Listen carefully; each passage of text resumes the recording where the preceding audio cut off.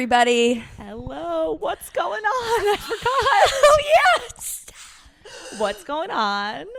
My name's Steph. I'm also Steph. And welcome to the Drop Everything Now podcast, episode, I guess, 35. Technically 35, because we didn't count Ryan and I's as like a, you know, we didn't do the audio. So 35.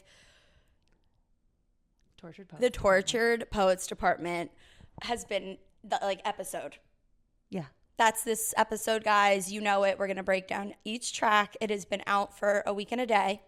And so this is the first time we've absorbed something for an entire week. Yeah. Before actually no immediate reactions or like those ones where you listen to the 3 a.m. tracks way too late. So when you're talking about it the next day, it's good. Yeah, it's good. I don't really remember it, but it felt like good. I liked it. Like we fully know and understand. Obviously, you guys got our Ryan and I's like live reaction. So it's also like, how has that actually changed since I've been able to process the album? Mm-hmm. And also we didn't get to the last 7 tracks either. Right. Like I had to listen to them the next morning because that was like out of control, insane. So crazy. But like I'm excited because I feel like this is the reason we did it this way. If you've listened before, is because you had a bachelorette party weekend in Miami. So we couldn't do it right away. But I actually kind of feel like this works out better. I think so. I think it's going to give us a lot more like real thoughts to discuss, like, you know, fully developed.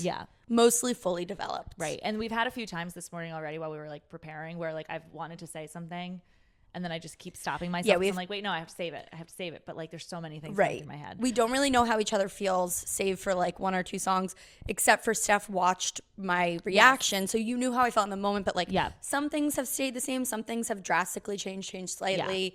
Like I've got more things right, so like you don't really know how I feel. Yeah. You don't know anything about me, actually. So should we cheers to... Oh, yeah, we should. The Tortured Poets Department. To the double album, finally. To the double album, finally. It is also another change up. It's the morning. And the only other time we did that was when we did our Speak Now Taylor's version, which was like whatever, but that's still was the day after. So it's like, good morning. New vibes. Mimosas, different location yet again. Location. We can never film in the same spot. We love it. We love changing things up. Basically, I think what we're gonna do is go through our overall overview of the album. We're gonna see what each other's favorites are, and then we're gonna go track by track and kind of, discuss a little here and there. No, I'm excited. I'm really excited. And we will probably take a little break between Torture Poets and the Anthology. Yes.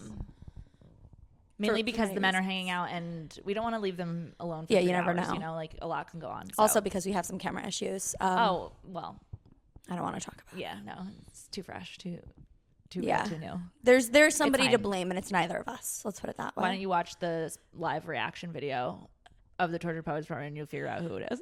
It didn't happen in the video, but if you wanted to know.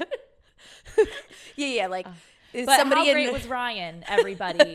How great was he? Oh. In the reaction. Yeah. I thought he did great. He did do a really great job. I felt bad. Looking back, I feel bad that when I couldn't process things, I couldn't even sometimes process what Ryan was saying either. Like, he was like, yeah, and I feel this way. I was like, I have no idea. And then I would just like, cool. Okay. So anyway, I'm like, I did not process a damn thing he said. I know. No, but it was good. I loved it. If you haven't watched it yet, that's definitely the live reaction. Yeah. If you're looking for the live reaction, that's the one to watch. This is obviously the process. The processed reaction. The real no. So, okay, like general thoughts, I guess. Yeah. Should we just like jump into I think we do. The general? Crap, I felt like there was something else, but yeah, I can't remember. So, okay. Should I go first? I don't know. Like, I mean, I can go first if you need me to. No, I'm ready to go first, but I wasn't sure if you were also like about to burst. No. Okay. Go for it. I have to say, like, I don't want to be like too soon, but like I really, really feel confident in saying this, that like I honestly think that this like might be my favorite album no, I totally of all agree. time. Okay. It's one of those things. I completely agree with you. Like, especially the more I've sat with it, I'm like, no, like this is fucking fire. Like, and I think I texted you one day and I was like, I'm just like literally so emotional, like listening to it, like not in a bad, like in a good, bad, sad way, like all the ways. I just feel so much when I listen to it. Yeah. I love it. I can't get enough. Like, I want to like tattoo this on my heart. Like, yeah, I'll be Post Malone. Yeah, with, literally with the face. tattoos. Yes, because this is everything that I love in Taylor Swift. I know. Wrapped up into one album. I know. And as well as like growing old, like there are we said this before, like when we were doing Speak Now Taylor's version, like with the song Timeless or whatever. But the whole album, like Speak Now was always like my favorite album growing up and stuff like that. And like looking back on it now, there are other, like that's always going to be one of my favorites because it's everything that that was wrapped up of why I love Taylor Swift plus the nostalgia. Yeah. But like there are so many songs that I like better than those now. But it's because like I feel like she's finally called back to the Speak Now of it all, but grown up in a sense of like I completely agree, full but with stories. Red. But like, yes, I was gonna say mixed with Red, grown like Speak Now, Red, grown up. And it's also like, and it's one of those things I think about it a lot now too, especially like with when Midnights came out. It was like, no, I immediately love this album. I didn't need to get used to pop, you know, like, and with this album, it's like a mix of Midnights. Like we've got some of the popness, we've got Folklore and Evermore, like, and calling back to the old albums. Like, I just feel like it is a complete, it's a of whole. all of them, which I just love so much. But it also just like, again, is just a testament to like how good and how she continues to progress, because I'm like, I don't know how now, like Speak Now, Red are even in a top 5 of mine anymore. I know. Like Folklore, Evermore, Reputation, Torture Poets, Midnights, like they're all like all the latest albums are so good. Yeah. Like some of them will still be there, like in my top because they have to be. But it's just like, no, like it's better. They're better albums. I totally yes and no, because like I still struggle with like the nostalgia, like putting up like what is a better album. But the one thing I'll say, and like I don't want to say this in like a negative way and like take away from it, but I think sometimes when an album comes out, we're always like within the first couple weeks, we're like, this is the greatest album ever. But then after a year or like a couple months, I'm like, okay, like now that I'm placing it with everything, I've like if I'm shuffling her whole album, I am actually skipping a lot of songs from this album or whatever it is. Like I remember when like Evermore came out, I'm like, I like this better than Folklore, and I still think that is maybe true, but like I know that I like this album better than I liked Folklore and Evermore and Midnights after week 1 or week 2 or whatever it is.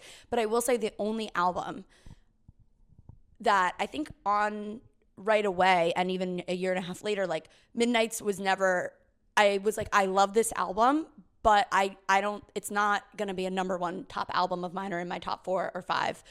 Like I love it, but it didn't beat anything for me. I wasn't, it's just not, I don't want to say I don't like it because I do love the album, but it's just not, like the first time I listened to it and after a year listening to it, it's, if we had to like, you can only take 5 Taylor Swift albums with you and you have to throw the rest out for the rest of your life. Midnights isn't going to be. No, I agree. In my 5. I agree. And like, and it's just like, if that was, again, like we've played this game before, like I would take one of Folklore and Evermore. I would not take both. Right. And I'd pick Evermore. And like, I would put this one in there though. Like this goes. Yeah. Torture Poets Department is like, okay, wait, like I can't live without this album. Wait a minute. Okay. It's Torture Poets. Yep. Evermore.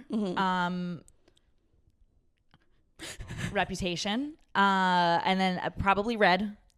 And maybe 1989. Yeah. Okay. Instead and I'm so, but one 1989 or Midnight. Right. Like because I'd need the pop. Right. You know? Absolutely. Yeah. So mine would be Torture Poets, Reputation, Folklore, Evermore. It depends on the time of year, but one of those two.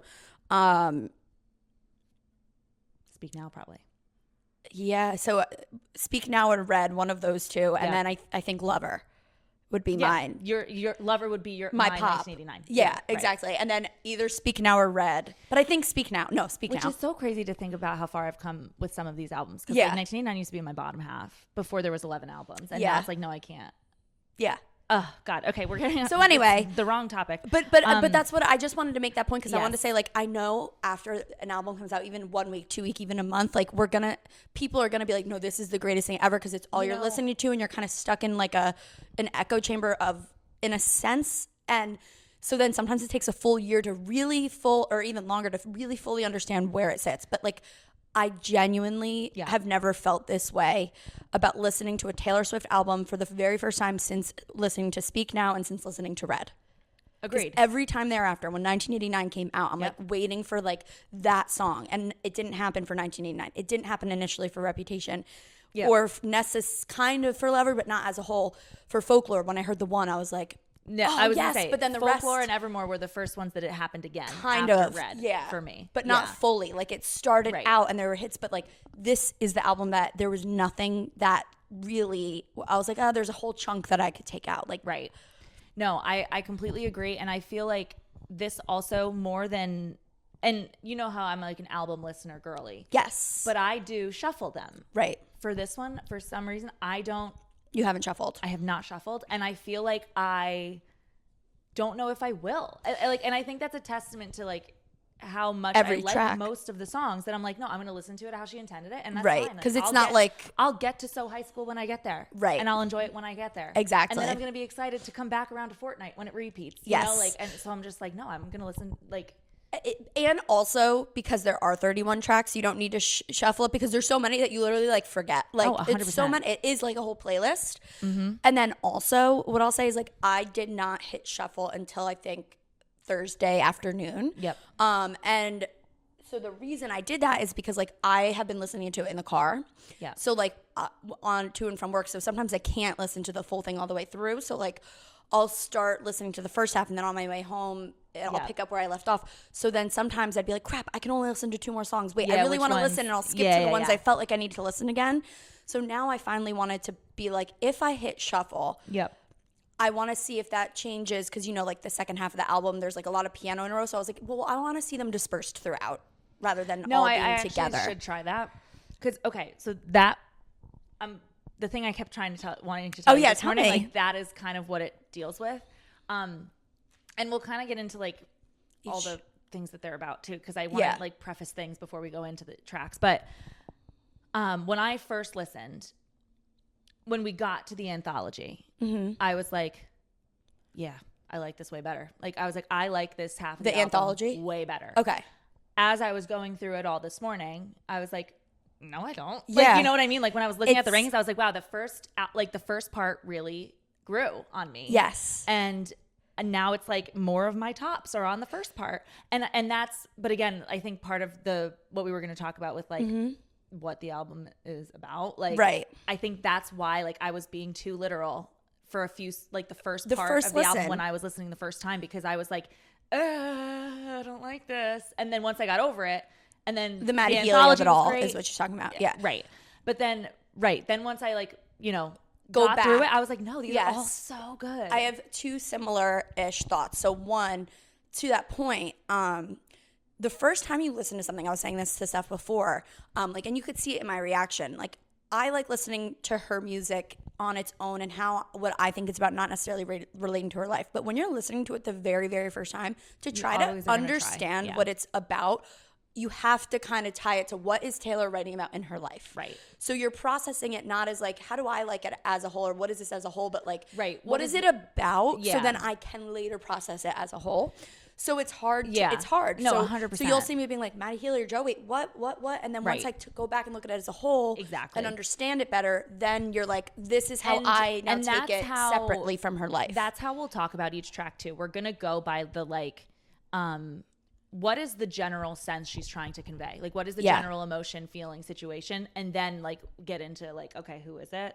But that was why the first half of the album did not, like when I was listening to Tortured Poets Department, like the second song, I was just like, oh God, no. And I saw like the leaks of like, it's a lot of Maddie, like you're not gonna, like, so I knew going in like that, I didn't listen to anything, but like I knew that it was gonna be more Maddie heavy. And I think I just like really did not like, I still didn't expect it. So it was like, really weird. But I have things to say about this though. And we'll talk, because I want to talk about this. Yeah.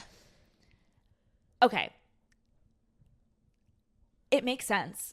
Like it really does. No, it completely makes sense. If you're in a long relationship and it's ending, it usually is not abruptly. Like it usually is fading. You maybe aren't sure you're going to pull the plug. You're processing it while you're in it. Like, so I get it. And then I also like, especially with all of the lore of like them knowing each other, like Maddie and Taylor knowing each other for 10 years. And I feel like it was sort of that whole thing where it's like, oh, right. right person, wrong time. Like if only we could get the timing right, we are meant to be together. And I feel like that was like what he would be saying, you know, through the last 10 years. And then it's finally like, oh my God, we got the timing right. I'm so excited. We're finally together. And then it's just like, boop, boop, boop, boop, boop, boop. Yep. And he's like, no. Never mind. I didn't ever actually like, mean one it. of the like, lines. Like, it wasn't sexy when it wasn't forbidden. Like, and I was like, no, I honestly, like, I get this. Like, remember, well, like back in our first episodes when we would tell embarrassing stories. Yeah. This made me think of corn.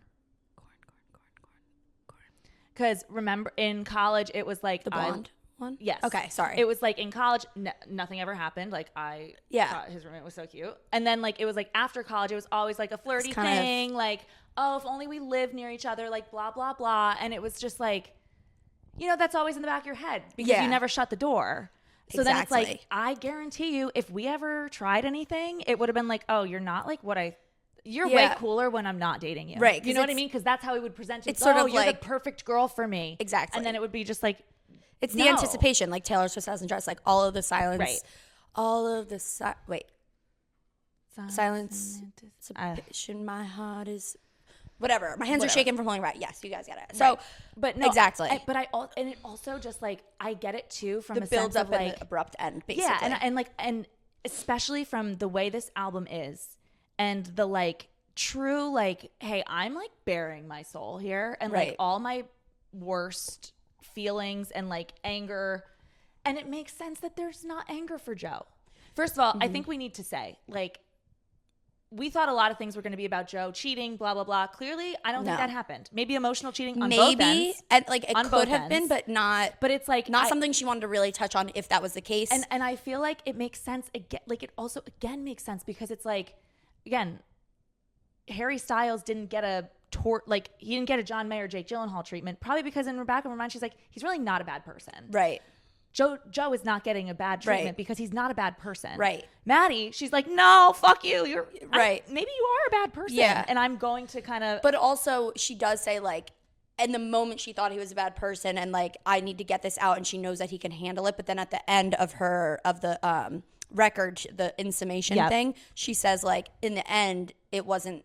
Ultimately, some of these wounds were self-inflicted, and it was a manic episode for both of us. For sure. Not saying what he did was great, but I still don't. I don't even think she would say Maddie Healy is a bad person. Yeah. But like, agreed. But like, more so he gets it because he's also an artist. He's a torture poet. 100%. You know, like it's similar to like, and we'll get to it with. Thank you, aIMee. But like, it's similar to how like I feel like there was always, as much as like Kim and Kanye both hurt her, I feel like there was always some sort of like artistic understanding of what Kanye was doing versus Kim just being spiteful and a bitch. You know what I mean? It's like so true. Like so, which I is feel why like part of it's worse. Exactly. That also reminds me though, like while I was listening to the first part of the album, the reason I also was just like so thrown off by the Maddie of it all was because until The Smallest Man Who Ever Lived, it 100% felt like it was completely broken up because of public opinion.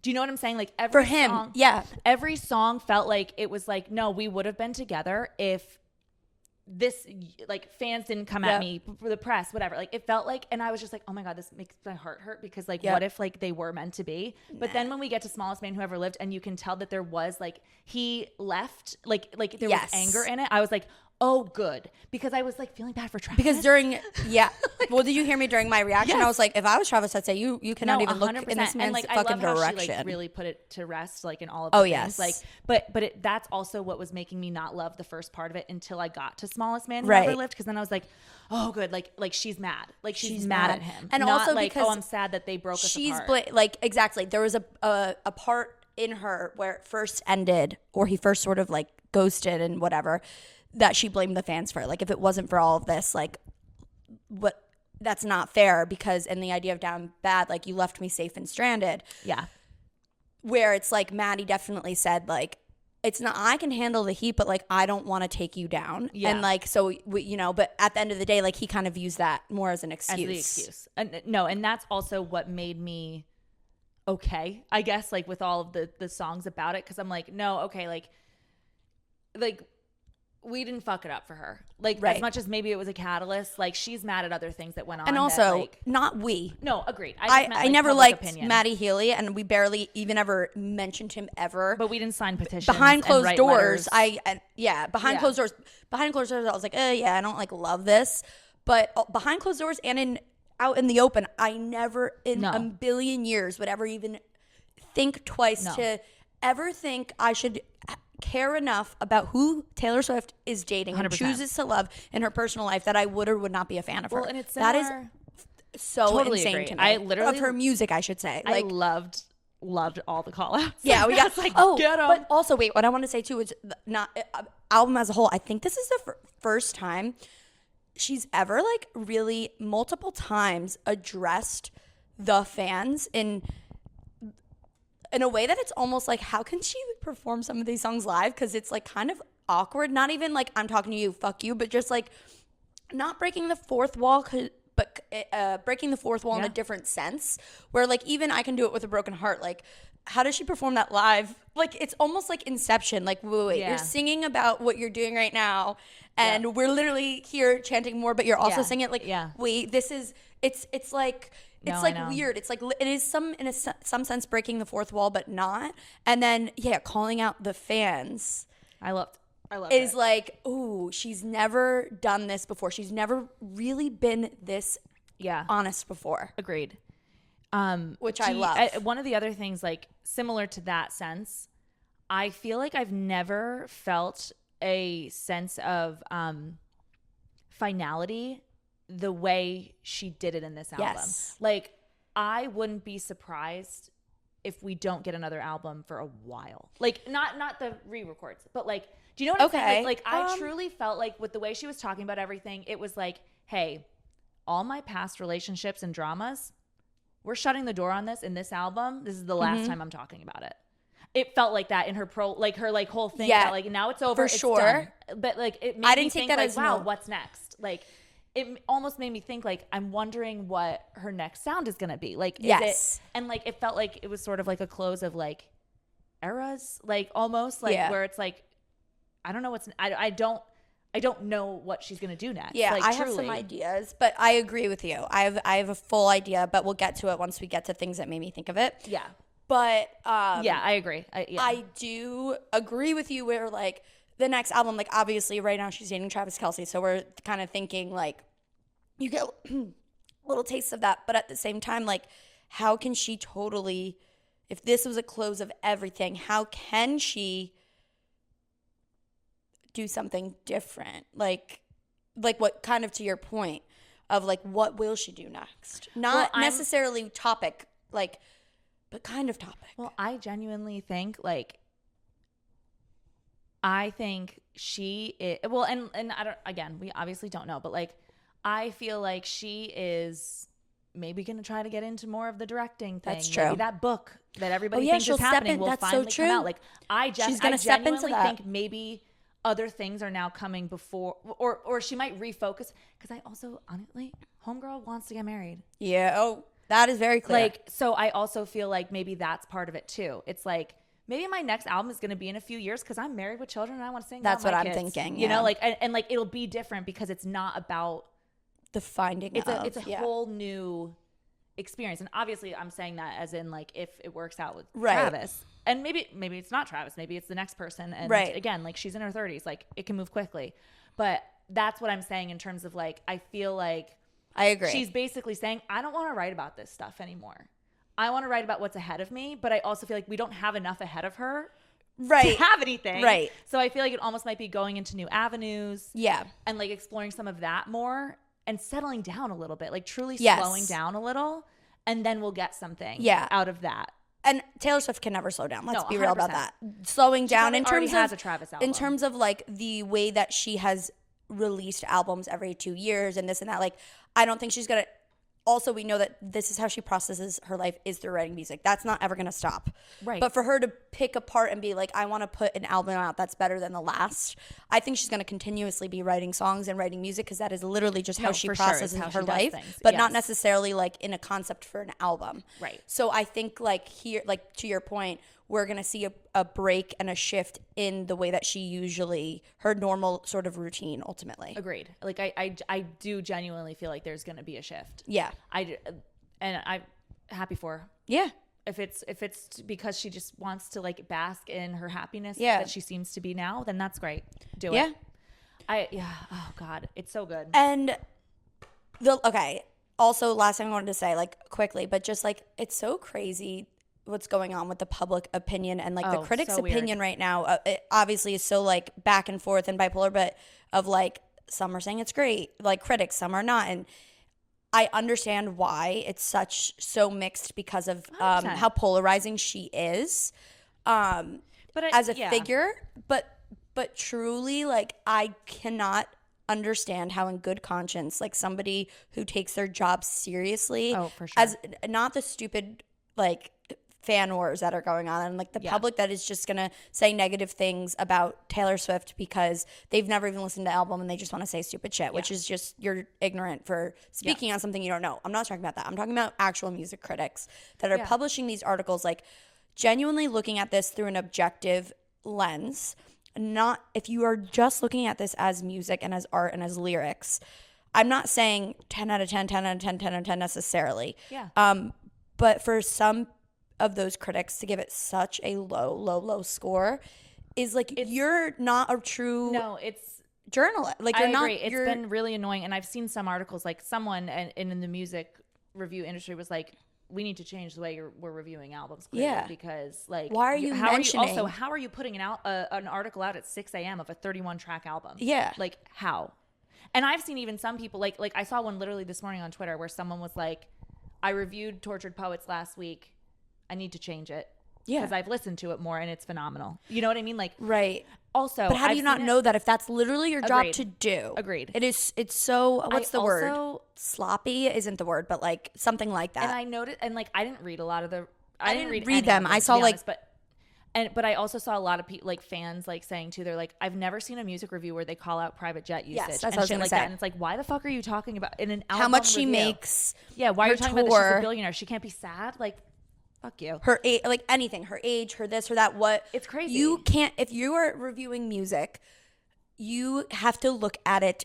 Yeah. Not the way us fans look at it. Of what we're relating to it in her life or this or that. You need to literally just look at the music in the scheme, like of this is not Taylor Swift. This is not the girl that's on tour right now and that everybody loves and that is dating Travis Kelce and that is this and that is that. You need to look at it as if this was written in 100 years from now and you've never heard of this person and you're reviewing the album. The only thing that you can mention that I think still is fair game is if like her past work to see if she has grown and not like, oh, she's still talking about the same thing. Stop. Literally, acting like that is some sort of issue. What do people sing about if they don't sing about their relationships? Yeah. Like with anything, relationships, human relationships. What are you singing about? Like, I truly like it. It's so weird to me. And I also, one thing I will say, like, I do feel like this album is probably still going to be polarizing for a lot of people, but mainly because there are a lot of sounds. Yes. Like different sounds on it. And like to me, because I was talking about this with one of my friends, like obviously Red had a lot of different sounds on it. Yes. And then she comes with 1989 and was like, I want to make an album that's cohesive and I want to win Album of the Year. Mm-hmm. I genuinely think this was similar to Red, where it was like, oh, this is her process. I need to get my feelings out. Like this is going to be rough and literally messy is. And gross, but think about gross, but you know, yes, yeah, like gross and like it's all whatever. It is everything coming out of me and like. But it is the same concept grown up of like a mosaic of like what you, all the things of what you do through breakup. But this is grown up and more so with a little bit more depression and But I do understand from that perspective. Like if people are like, yeah, this isn't like her best, but it's like it's not her best cohesively. Like sure, because like no one's gonna beat 1989 Folklore in terms of cohesive sounds. Steph, there are just as many people saying every song sounds the same on this album. No, I know, and that's true. But there are a lot that do sound similar. But there's 31 songs. No, but what's like total also insanity to me about this album, the public opinion now, not necessarily and critics and Taylor Swift in general, is that every other post contradicts itself. Oh, for and sure. Same people contradict themselves. I saw somebody saying that every song sounds the same. Yep. And it's whatever all, and then in the next breath, it's like, the sound is too like all over the place and like too different and this and that. And then the same thing, like, yeah. No, I've seen the same things. Why does she keep writing about all of the same things and she can't get over it? And, oh wait, I forget what the opposite contradiction, but every single critique had the exact same and opposite critique. So I'm like, so which is it? For sure. No, I totally agree. Like, oh, it's too simple. Oh, endlessly upbeat. Oh, too many words. Endlessly upbeat, and then all it is depressing. Yeah. And then the people that would say, like, I don't like her music because it's endlessly upbeat, then on this album are like, why is all her music is just depressing? Yeah. Or it would be so which is it? Or it's like, oh, she calls herself a tortured poet, then she has lyrics like Charlie Puth, and then it's like, wow, she really needs to throw in every metaphor she's ever seen in the space of this earth. Like, and what it's does like, this even mean? Again, what do you want from her? Yeah. Like, you're calling her out for dumb lyrics, which I disagree with fully. But then you're like, oh, she's too wordy. It's like, what? Have you seen the people being like, what is this? And honestly, okay, what also bothers me, I've said this before, but like, I love Beyonce's new album. I love Ariana Grande's new album. I'm a fan of Ariana Grande. I'm a fan of Miley Cyrus. I am a fan of Beyonce, like in this, like particularly this album, and Beyonce as a human in general. So when I say this, I mean, I'm going against Stan Twitter, and not just Ariana Grande fans, which is what I'm going to mention now, but also Taylor Swift Stan Twitter, and also any Stan Twitter in general is literally so stupidly insane.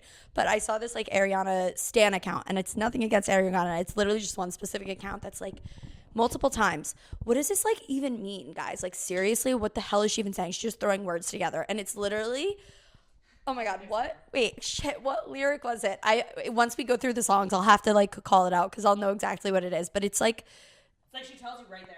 No, it's like not even a metaphor. Like, whatever it is, it's like barely even a metaphor. It's just like, and not even like a complicated word. And everyone's like, I can't tell if you're joking. And it's like multiple things like that. And like, there are some confusing things that, for sure, that because it's maybe an allusion to a specific song or a band, like the starting line, that maybe, you do need to look up to fully understand. Or maybe like a reference to Greek mythology that she's not explaining it within. So you do have to look up, okay, and who is Cassandra to fully understand the song. Yeah. Where you're not going to necessarily get that unless you look it up or have already known it in the first place. But some things are just like, guys, it's right there. How could you not know? I once we get into it, I'll definitely remember which lyrics. I have some things on that. Yeah, definitely. It's so funny. Should we talk about our top favorites? 10? Okay, so what we want to do is obviously we want to talk about what our favorites are, but for me at least, I know you're slightly different. I don't have like a number one. Like, I can't. I don't know how to, I literally don't know. I don't know. There's maybe 4 or 5 that I would say, but so ultimately we wanted to I wrote down all the songs that are 5 out of 5s for me. Me too. Or 4.5 out of 5s, which ended up being 14. And and I was actually going to say, I only wrote I have actually literally the same number. You have 14? I have 13 4.5 5s.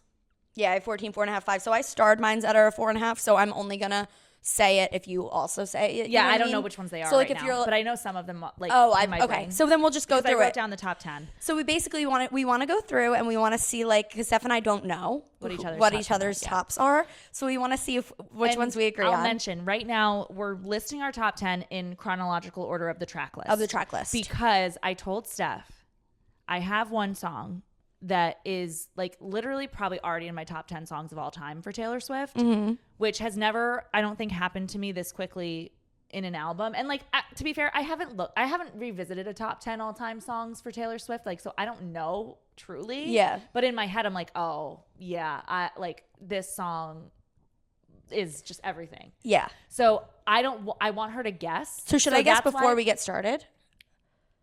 Before we even go through the top 10? Yeah.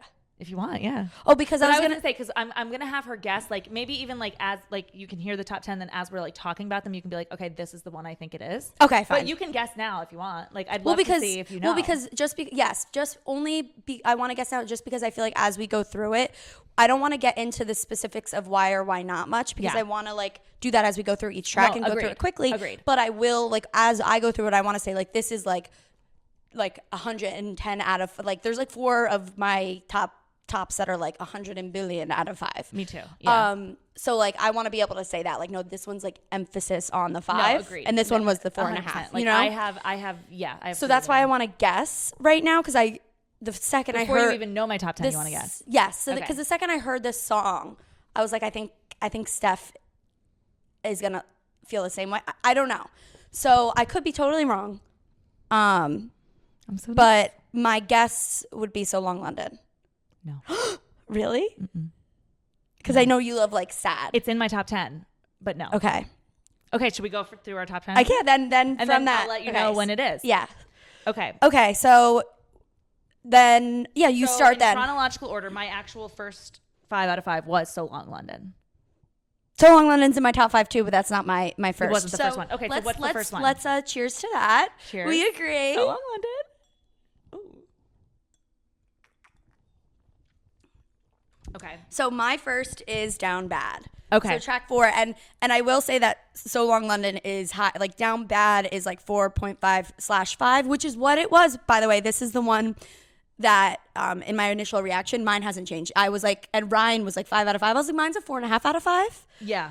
And then So Long London was my first strong 5. And and I was, like, well, again, we'll get to the movie. Get to the but specifics. okay, let's keep going. So, Mine remained. Down Bad was your first in the chronological So order. Down Bad, So Long London, Okay, and then my next one is But Daddy I Love Him. Okay, so funny. So after So Long London, mine is Florida. Oh my God. Wait, what track is Florida? Like 7, 8? I believe. Okay, so it's right after that. Okay, But Daddy I Love Him is also emphasis on the 5 right now for me. Oh, is it? Okay, like holy shit. So, But Daddy I Love Him for me. Well, no, we'll keep going. Yeah. Okay, so Florida was my second top 10. Yeah, not in mine. What's my next one is a few tracks later. What about you? I think mine is 2. Okay, my next in my top 10 is Who's Afraid of Little Old Me. Okay, so I have Guilty as Sin and Who's Afraid of Little Old Me. Okay, I do not have Guilty as Sin. Who's Afraid of Little Old Me? Cheers. Cheers to that. So we have 2 of the same top 10 so far. Okay, and then my next top 10 is like, oh man, a real emphasis is I Can Fix Him. No, really, I can. Like, holy shit, is this up there, man? Is this it? No. Oh, it's high. It's not in there at all. It's actually. Oh my God. I am. Holy shit, I love this song. Oh, I love this. This is literally like everything that I wished for if you look at our first, like when we got the track list. Yeah. I haven't had any of mine yet that are emphasis ones, but I feel like I shouldn't say what my emphasis ones are, because then you'll figure out which one. I'm so surprised because I thought you were going to be so with me on this because of like maroon, like sexy, sultry vibes. But we'll talk more about it once we get there. What's next for you? Are you in the anthology? That was number 11. I said my next because I went 10 to 11. No, I still have. Okay, I do too. I just didn't know. I have one more on the original. 1/2 more, but the 1/2 more are like 4.5. Like so, I was like I didn't know that I was gonna get more than 10 at this point, so I put it on. So why don't you say first? I have Love of My Life or Loss of My Life. I do not. And then I have Clara Bow. Okay. So those are, I have 6 from the first album in my top 10. I have, what I have written down here for my next is the Alchemy, but it's a 4.5. But like I do whatever. And then Clara Bow, I didn't put it on there, but I do like it, but whatever. So So the Alchemy. Okay. And then, but that's a 4.5, not a 5 out of 5. Gotcha. Okay, so the next one. So now we're on the anthology. My next 10 out of 10 is The Black Dog. Me too. Cheers. 3. Cheers to that. I mean, 10 out of 10. 5 out of 5. 5 out of 5. And I will say The Black Dog is one that definitely like grew to the 5. I want to talk about this once Actually, we get into it. A few of these were ones that grew to 5. Well, the reason I had to edit the video of Ryan and I's reactions. And I was editing it, and I'm like, well, we had a good, strong, we're like, oh, that's like a good song. And as I was editing it, I was like, oh, this is that one? I literally like forgot because of the pianos throw me off. I don't know that this is the one. And for the Black Dog, like literally at one point, because I was keeping a note on my phone when I was listening to it the first time because I was on a plane. Yeah. So I was like, I obviously didn't have my paper with me. And then at one point, like literally at a different time, a different listen through, I was like, oh, I love Old Habits Die Screaming. And I wrote it down and I was like, wait, that's the fucking Black Dog. Like, yeah. Because I literally was thinking genuinely of it as a song, like a track. And I was like, oh no, that's the same song. Like, I love that song. So the reason that this made it into my top 10 is because of me editing the video like 2 days ago. And I'm like, oh shit. And then on my way here, I was like, oh, yep, I gotta listen to that again. No, literally. So what's, so wait, how many do you have left in your top 10? 1, 2, 3, 4, 5, 6, 7, 8. How do you have 8 left in your top 10 when we've already gone through? Because there's 14 in my top 10. Oh, so okay. Because you said there was 13 in your top 10. No, I only put the 5s. I didn't do the 4.5s see, in Alchemy here. then isn't my top 10. Okay, gotcha. I started. That would be the one I would take out for my top 10. Okay, gotcha. So I only basically said Down Bad, So Long London, But Daddy I Love Him, Who's Afraid of Little Old Me, I Can Fix Him, and The Black Dog so far. And then there's 1, 2, 3 more that I would take out of the top 10, but I'm still going to mention them. Okay. But I'll say that. And I'll mention my 4.5s when we get to them because I have right because you just don't know which. Yeah. So my next one is How Did It End? Okay, so I do have before that I have the Albatross, but that's also one I would take out and put a 4.5. But I wasn't sure if I was gonna because that was 8 and 9. So you know what I mean. I wasn't sure if I was gonna get to 10. So I put my 4.5s out of my top 10. So then my next definite 5 is How Did It End? Okay. Or I'm sorry, 4.5/5, but it's new. I wrote new. Got it. Because this is the one that I finally just fully understood every aspect of. Oh, it's so good. Because I listened to it and like you could see in my reaction, I'm like, well, I think I need to listen to that again. But yes, How Did It End is like a solid in my top 10. So good. And then the next one. Oh, never mind. Oh, I was gonna say it's starred, but I don't want to say the things that are starred. Yes. The next one is also an absolute fucking solid. So High School in my top 10. Okay, it's not in my top 10. Oh my God, it's in mine. And not just because it's Travis Kelce, but there's so many other reasons. But. Yeah, I love that. I love the song. Like, I'm very excited when it comes on, but it just didn't make it. Okay. I Look in People's Windows is one of my. That's a one I would take out of the top 10, but it's in the top 14. Yeah. I love that. Like, it's a 4.5. It's good. Let's cheers because it's on my list. So sick. I love. And then I only have one more. I have 2 more that are strong. The Prophecy is my last one. Yep, I have The Prophecy. Girl. You know, bitch. So Ryan and I listened to this for the first time. Never mind, I'll tell you guys once we get to it. And then finally, a strong ass top 10 is The Bolter. My God in Heaven. I fucking love that song. So that reminds me, I think I know at least I think I actually know my 4.5s off the top of my head now that you mentioned The Bolter, because it's not The Bolter. I think it's My Boy Only Breaks His Favorite Toys is a 4.5. Who's Afraid of Little Old? Smallest Man Who Ever Lived. Okay. And then Peter. Okay. I love Peter. So I'm going to just say what my top 10 are, and I'm going to take out, I'm going to rattle them off, and I'm going to take out the 4 that make it 14. Down Bad, So Long London, But Daddy I Love Him, Who's Afraid of Little Old Me, I Can Fix Him, No Really I Can, The Black Dog, How Did It End, So High School, The Prophecy, and The Bolter. Yep. Okay. And mine are So Long London, Florida, Guilty as Sin, Who's Afraid of Little Old Me, Loss of My Life, Clara Bow, The Black Dog, How Did It End, I Look in People's Windows, and The Prophecy. Wow. Hey. We'll get to it as we get to it, but like there's. So we had like half. Yeah, half. Okay. Wow. Time to go into the All right, guys. We're going to go into. Wait, are you going to tell me? Meeting in progress. Oh, I thought we were going to do it when we get to it. Oh, I thought you meant as we like said them. Okay, but wait, do you want was me to? it? But you made a face at How Did It End? Was that it? No, because you were like, oh, I can't tell you my starred ones. No, because it is a star. Like How Did It End is a starred like one. Like a top. Actually, the only one I haven't mentioned as a starred one is my favorite one. I don't even know which ones you mentioned as starred ones. It was Clara Bow and How Did It End are my 2 like starred in the top 10. So it's Clara Bow? No, I haven't mentioned the third one. But I can. Okay. Wait, do you want me to tell you which song is like? I don't know. Like, do you just tell me as we get to it, and you like have a smirk, and you're like, it's this one as we say it? If you want. Yeah. I mean, I've already. I just like let's just keep up building the anticipation as long as we can. Okay. Okay. What? It's so long. Now I feel like I'm spoiling it. Okay, well, now you have to say it. I hate It's the last one on my list. The prophecy. Oh. It's gonna be like 6 hours from now when we get to it. So I'm gonna literally forget the prophecy. Shit, I would have literally never fucking guessed that. Oh, I love it. Same. I love it. I cry every time I listen to it. It's like, so good. And we'll get to it. We'll get to it. Okay. So should we get into meetings track in session? by track, and I want to go through it. I also will talk about if you know, like if it's grown or not on you since your first listen and stuff. Sure. But I also will know. All right. So Fortnight. Let's start out with the old Fortnight. Yeah. So how did it start out? Like you're on your first listen through. This is the open up to the album because like you guys saw my reaction. So like this is your open. Like what were your thoughts? Again, this is the first 2 songs. Like made me like. I was like, I wish I wasn't watching the lyric or like trying to look at the lyrics because it just like I still don't necessarily understand this song. Yeah. But it like since I didn't get it, I wasn't like listening to the sound of it to know I liked it. Because at first I was like, okay. But now I love it. Like and especially the end.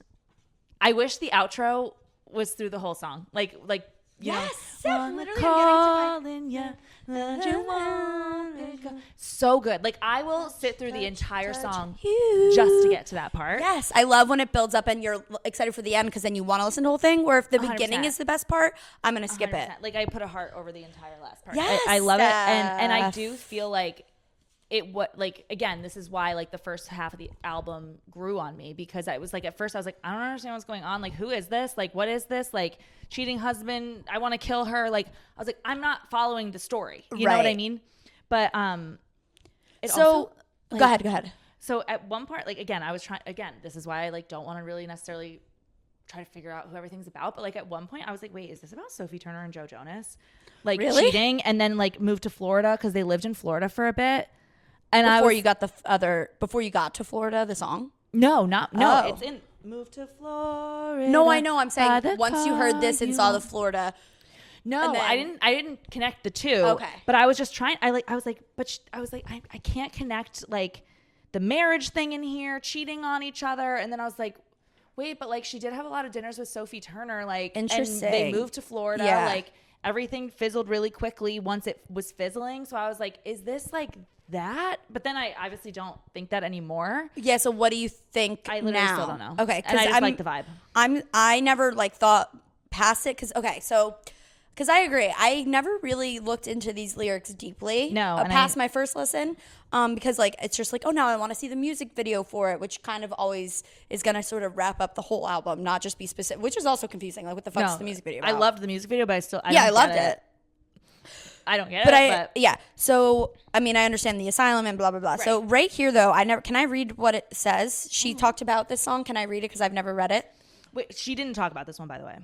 This is just random shit notes that people. Oh, okay.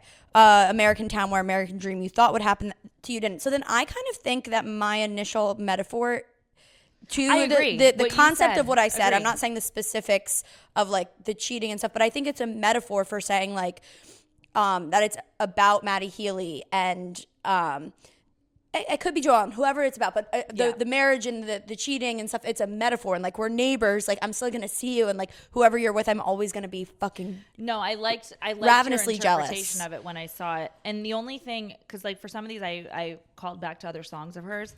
The first lyrics, like, I was supposed to be sent away, but they forgot to come and get me, is so hits different. Oh, yeah. Is it so you, now or it have makes they sense. come to take me away? They forgot to take me. Yeah. They forgot to, and then it makes sense with all the asylum references. Yeah. So the way that I see this song, and especially looking at it in a grand scheme of things, and also I thought this going into it, I don't know if I verbalized it initially, was okay. This is the opener to the album, and I felt then reading like her opening post on Instagram or whatever, is that this song was giving me the purpose of like the same purpose that State of Grace served, where this is an introductory paragraph sort of thing to the album, and it still steps back, whereas like the manuscript, the very, very end, is now is a concluding paragraph kind of thing. And because she was saying I was supposed to be sent away, but they forgot to come and get me. I was a functioning alcoholic until nobody noticed my new aesthetic. And then she's saying, I'm all this to say, I hope you're okay, but you're the reason of all, the nuttiness. No one is to blame. Right. But what about your quiet treason? So she's ultimately, this has stepped back. Like she knows the anger is gone. So she wrote this. I don't know when the hell she would have written this, but whatever. Yeah. And so I do think this has stepped back in a whole grand scheme, looking at that relationship and kind of the album. And like now we're neighbors, but I still have jealousy. So it was looking back on it, but still before she wrote the manuscript, where she was totally closing this chapter. Right. This is how she's opening it all up. So I think it's an opener to the album, but like an opener to sort of the story of like setting the scene to everything. And because she references being in the asylum, right? They forgot, or not being in the asylum, like they forgot to, or whatever it is. Yeah. So anyway, I have the same but opposite. It actually dropped for me, but not only slightly. It went from like a 4.5 to a 4, I think. Or I said 4 for me. But yeah, I think it started as like a 3, but 3.5. because when the very first time I listened to it, I was like, good. Actually, I'm happy with this. This is like, okay, it was solid all the way through, but I think it's gonna grow on me. So I really liked it before I heard the rest of the album. When I heard the rest of the album, I was like, everything else is way fucking better than this. But this is still good. This is the one. Right, because I think I had the opposite, where it was like, oh, I don't like this. Yeah. I'm so scared for the rest of the album. And then I didn't like the next one even more. And so I was just like, oh, God, like I'm so nervous. And so then that it when grew it on went you. back to it, I was like, it's not okay, it's not that bad. I was just scared. I was like, it's actually good. So I basically said, like, there's nothing bad, but there's nothing outstanding on this song, which is why it's just like, okay. The end is like my favorite part. Yes, I said, except Post Malone and how it ends is outstanding. Literally. But everything else, strong start, but the rest of the album is so much better. And also she sounds like Lana in one of the something that she says. Yeah. So should we move to track 2? Yeah. The Tortured Poets Department. I still like, I like the song, but it's definitely in my bottom tier of songs on this album.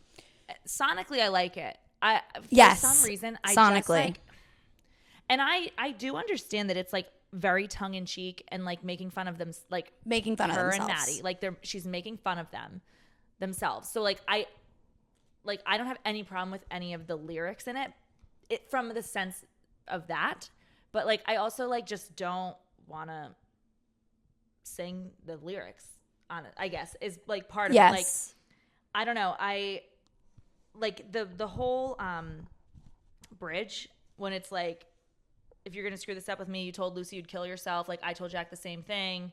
And then it's like the didn't you take my ring put it on the one. I don't like the sound of that. Yes. And I was just like, you know what, then I'm not in. Like I'm not in. Totally agree.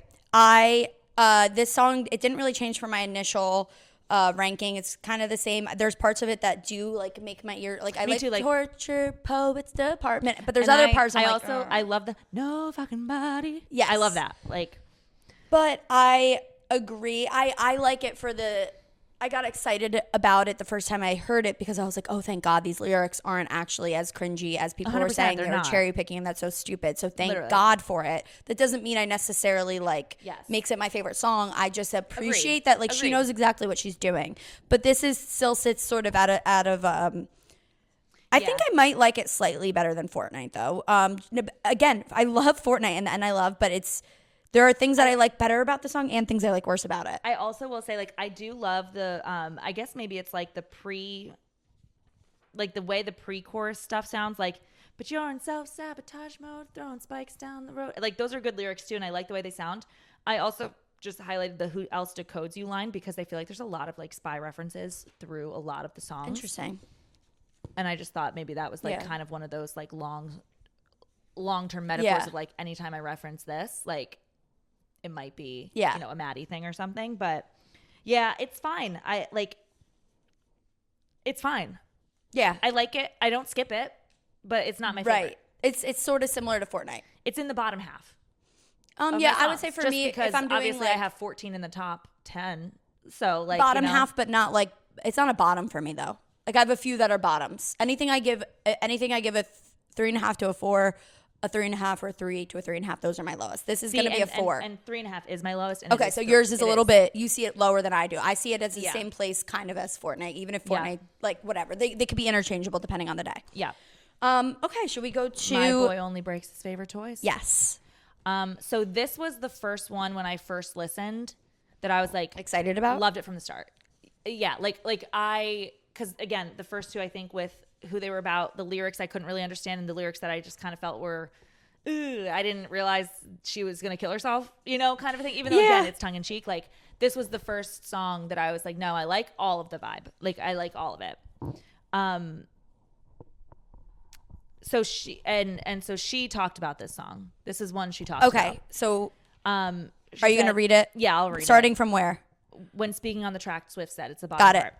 My boy only breaks his favorite toys is a song I wrote alone, and it's a metaphor of being somebody's favorite toy until they break you and then they don't want to play with you anymore, which is how a lot of us are in relationships, where we are so valued by a person in the beginning and then all of a sudden they break us or they devalue us in their mind, and we're still clinging on to like, no, but you should have seen me the first time. Like, you should have seen them the first time they saw me. They'll come back to that. They'll get back to that. Like Toy Story. So it's kind of like a song about denial, really, so that you can live in this world where there's still hope for a toxic, broken relationship. Nice. And I didn't even know that. Yeah. I felt that from the start of listening to it. Like when she like talks about like, the doll purchased at the mall, but you should have seen him when he first got me. Mm-hmm. I'm queen of sandcastles he destroys. Like, I am the queen of his like being, but like, it's a sandcastle, so he's gonna topple it. Like, I just love it. And it's like, but first pull the string and I'll tell you that he runs because he loves me. Like pull the string on the doll and I'm gonna tell you he still loves me. Yeah. Like, and I was just like, no, exactly. I love the entire thing. Metaphor for it.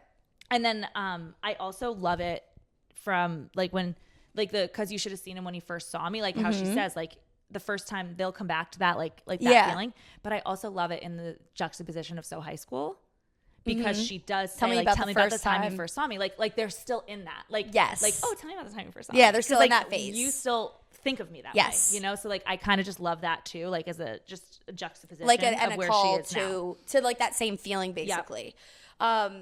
So I, for different reasons, love the song also. So this stay the same for me. If you looked at my first ranking, I gave it a 4.5, and it stays there, but it wasn't in the top 10. So this is more of like the 4.5 side than the 4.5 to 5 side, if that makes sense. Got it. But I love it, and like I actually will probably love it more now that I read what Taylor Swift had to say about it. Because I did get it, obviously, at it. I mean, the first time I'm like, it's about sex, but like I wasn't wrong in saying the first time you should have seen when you first saw me and how he would play with me and blah blah blah blah blah. But I fully understand it as a whole more now at reading what she had to say and everything.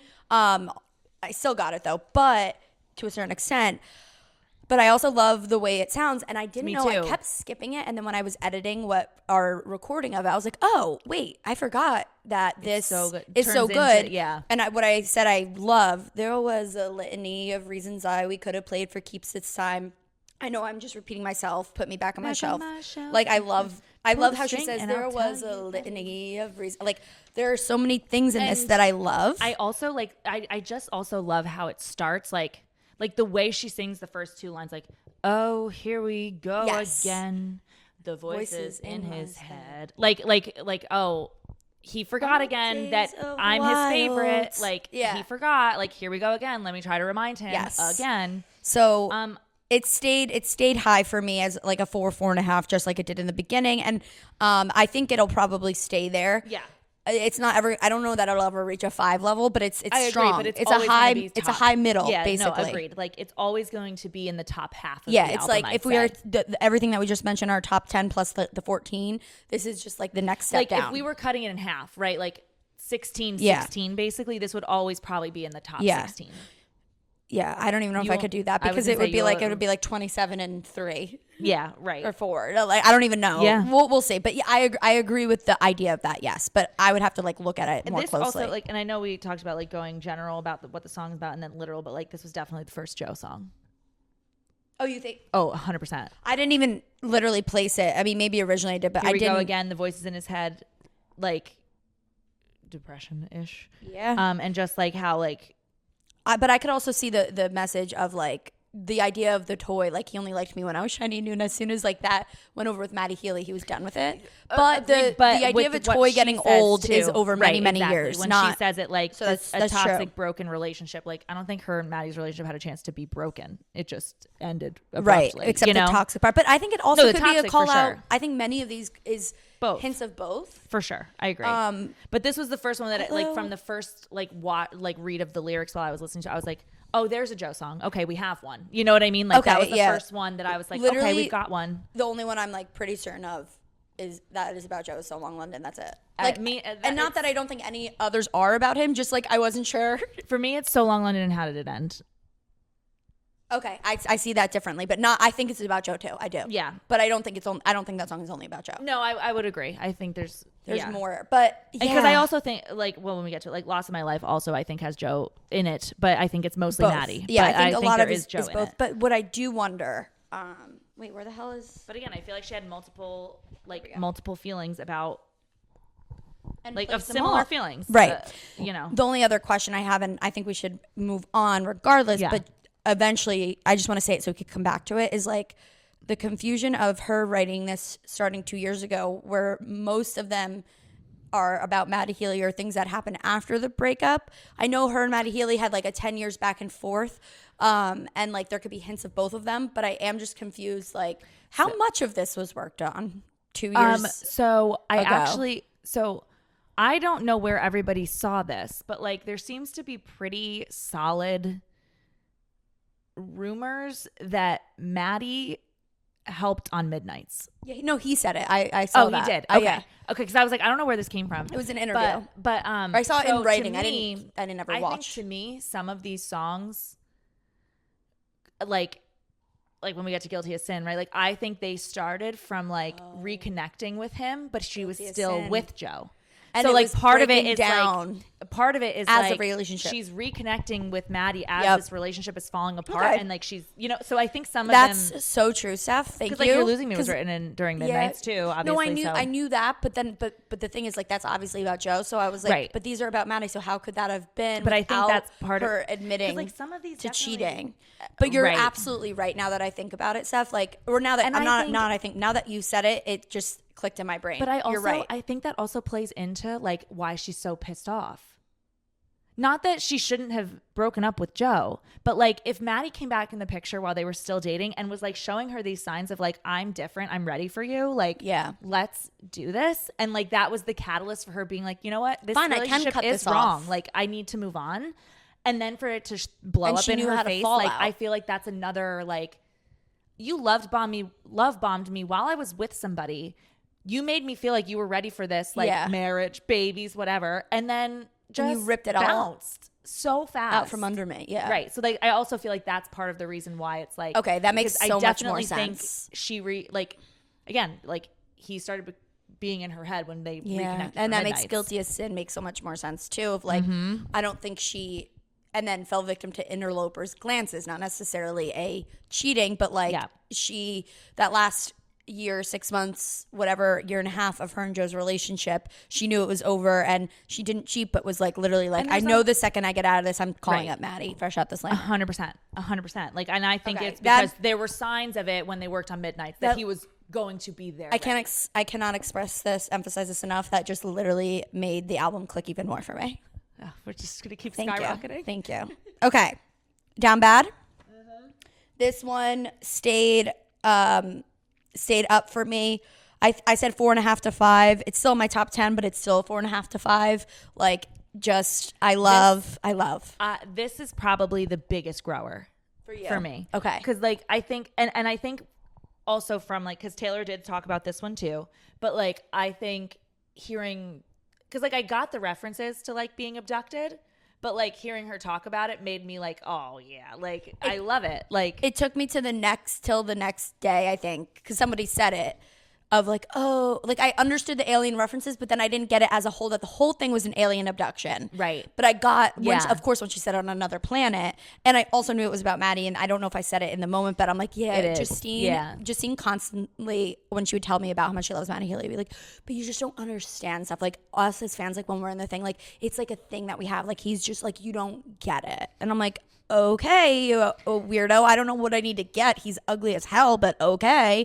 Right. She's like, no, Steph, he is like, you don't understand. I get that there's like the sexual things that ooze from him. I'm like, no, I do get that. Right. But she's like, but you don't. And I'm like, oh. And Taylor Swift is, I've never thought Taylor Swift and Justine, my friend Justine, were more similar than this album. I'm like, okay, psychos.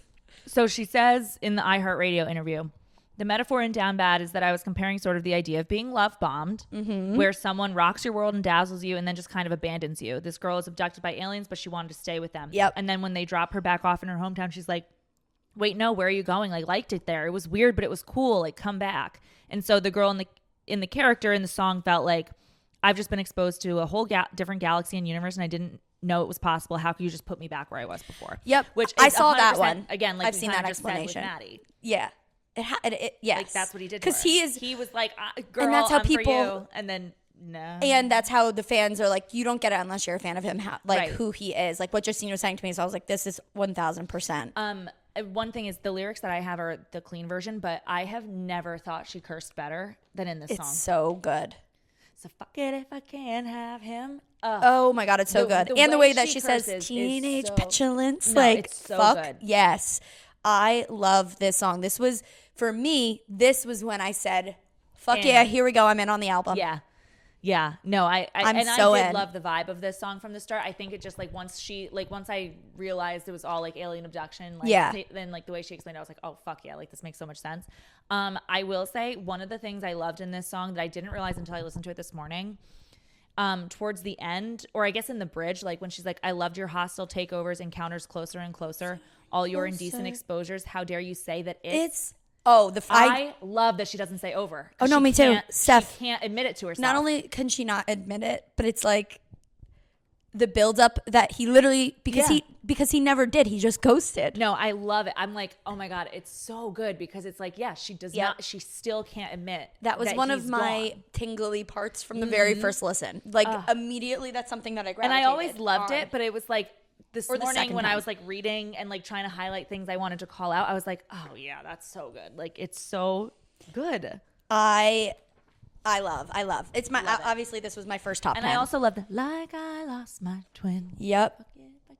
So this was also like an absolute top for me from the start, and it stays that way. No, I love it. Like it's I said, but so yours is like my boy breaks his favorite toys, like not in your top 10, but like right there, like almost right there. And this one is 100% climbing there. Like eventually could make it there. Like my boy only breaks his favorite toys has been 4.5 from the start. Down Bad is like 4 to 4.5. Like and it's now, moved up. Oh, it moved from 4 to 4.5. Yep. Yeah. Mine stayed at 4.5 to 5. Yeah, no, I love it. Like again, yeah, it's so good. Okay, shall we? So Long London. Track 5, everybody. So Long London. So I feel sad for this because like I don't even forget about it because it was so strong on my very first listen. I mean, you saw, literally, I was crying. I felt like you, which was I was like, she needs to see this because I don't normally like react that way, like how you reacted to Timeless. Was it? Was it Timeless? Yeah. And like crying, and it wasn't just the first reaction of shock, Steph. Every single time I listen to it, save for like maybe 1 or 2 times. we do need to address. We did just have a big time jump, I have to say. Okay. A lot of things happen, guys. Time has passed, but we're back and we're better than ever, and we are ready to tackle So Long London. We're ready, and it's a good thing too because it's our first mutual top.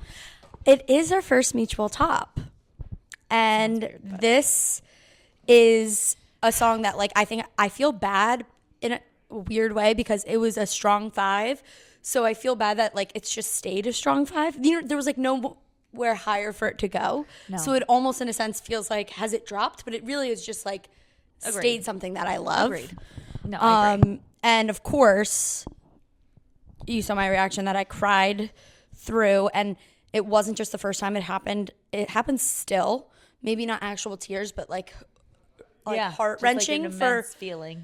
But specifically for when she says, it starts when she says, I'm just mad as hell because I love this place. And then it was a moment of warm sun. Yeah. That whole part, and it's towards the end, like that's what puts me over the edge of like, no, for sure. not even just thinking about Taylor Swift to Joe and like, oh my God, like she's not angry at him. She's angry because like she loved him so much that it didn't work. Yeah. And it was a moment of warm sun. It wasn't the whole time that it was fake. It was, right. Oh, and just feeling it's almost worse because like you want to be able to have the like, fuck you to help you get over it. And it's harder because like, no, I know she loved him so much. Like it, not even just she, but just taking it even outside of Taylor Swift's life, that feeling, it just wrecks me, this song. Yeah. And it's just like, it's just this like sad song, but not in like, I mean, obviously in a heartbreaking way, but also just from like the way she puts it all. Like, yeah, no, like spine split from carrying us up the hill. I stopped trying to make him laugh. Stopped trying to drill the safe. Like just like the giving up, you know? And it, like, I didn't opt in to be your odd man out. Like it. Oh, and I stopped CPR after all. It's no use. Like such you're losing me vibe. She tries so hard. Yeah. And then it also, you're losing me is referenced a lot in this song. Right. Like stop CPR. And then also I'm just getting color back into my face. Like when she was like, you know, how can you tell I'm not like when I'm gray or whatever, something like that, and you're losing me. And then I'm pissed off. You let me give you all that youth, like the Time article. Mm-hmm.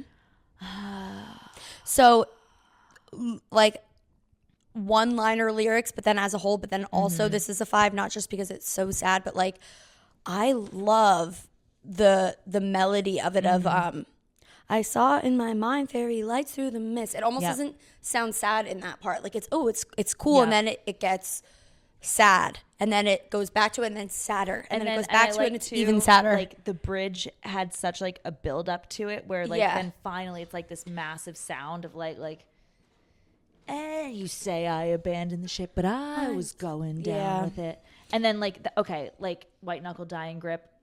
But also my spine split from carrying us up the hill. Like, but in the bridge, like my friend said it isn't right to be scared every day of a love affair kind of made me think like, oh, was this, you know, like obviously after they broke up, like there was like a big unfollow spree, like kind of like, oh, like her friends were done with this. Like they were done, like, and like how Jack kind of like they were before the reaction, they were trying to say like, look, end it. It's okay. It's right. Okay. And like with this line, it's like, oh, okay. Like this is probably why they were all like so done. Like, like, and also like give up, being afraid every day in a love affair, like because she never knew what was going to make him upset then, or like what she could say to make things better. Yeah. She was or like literally, where is it?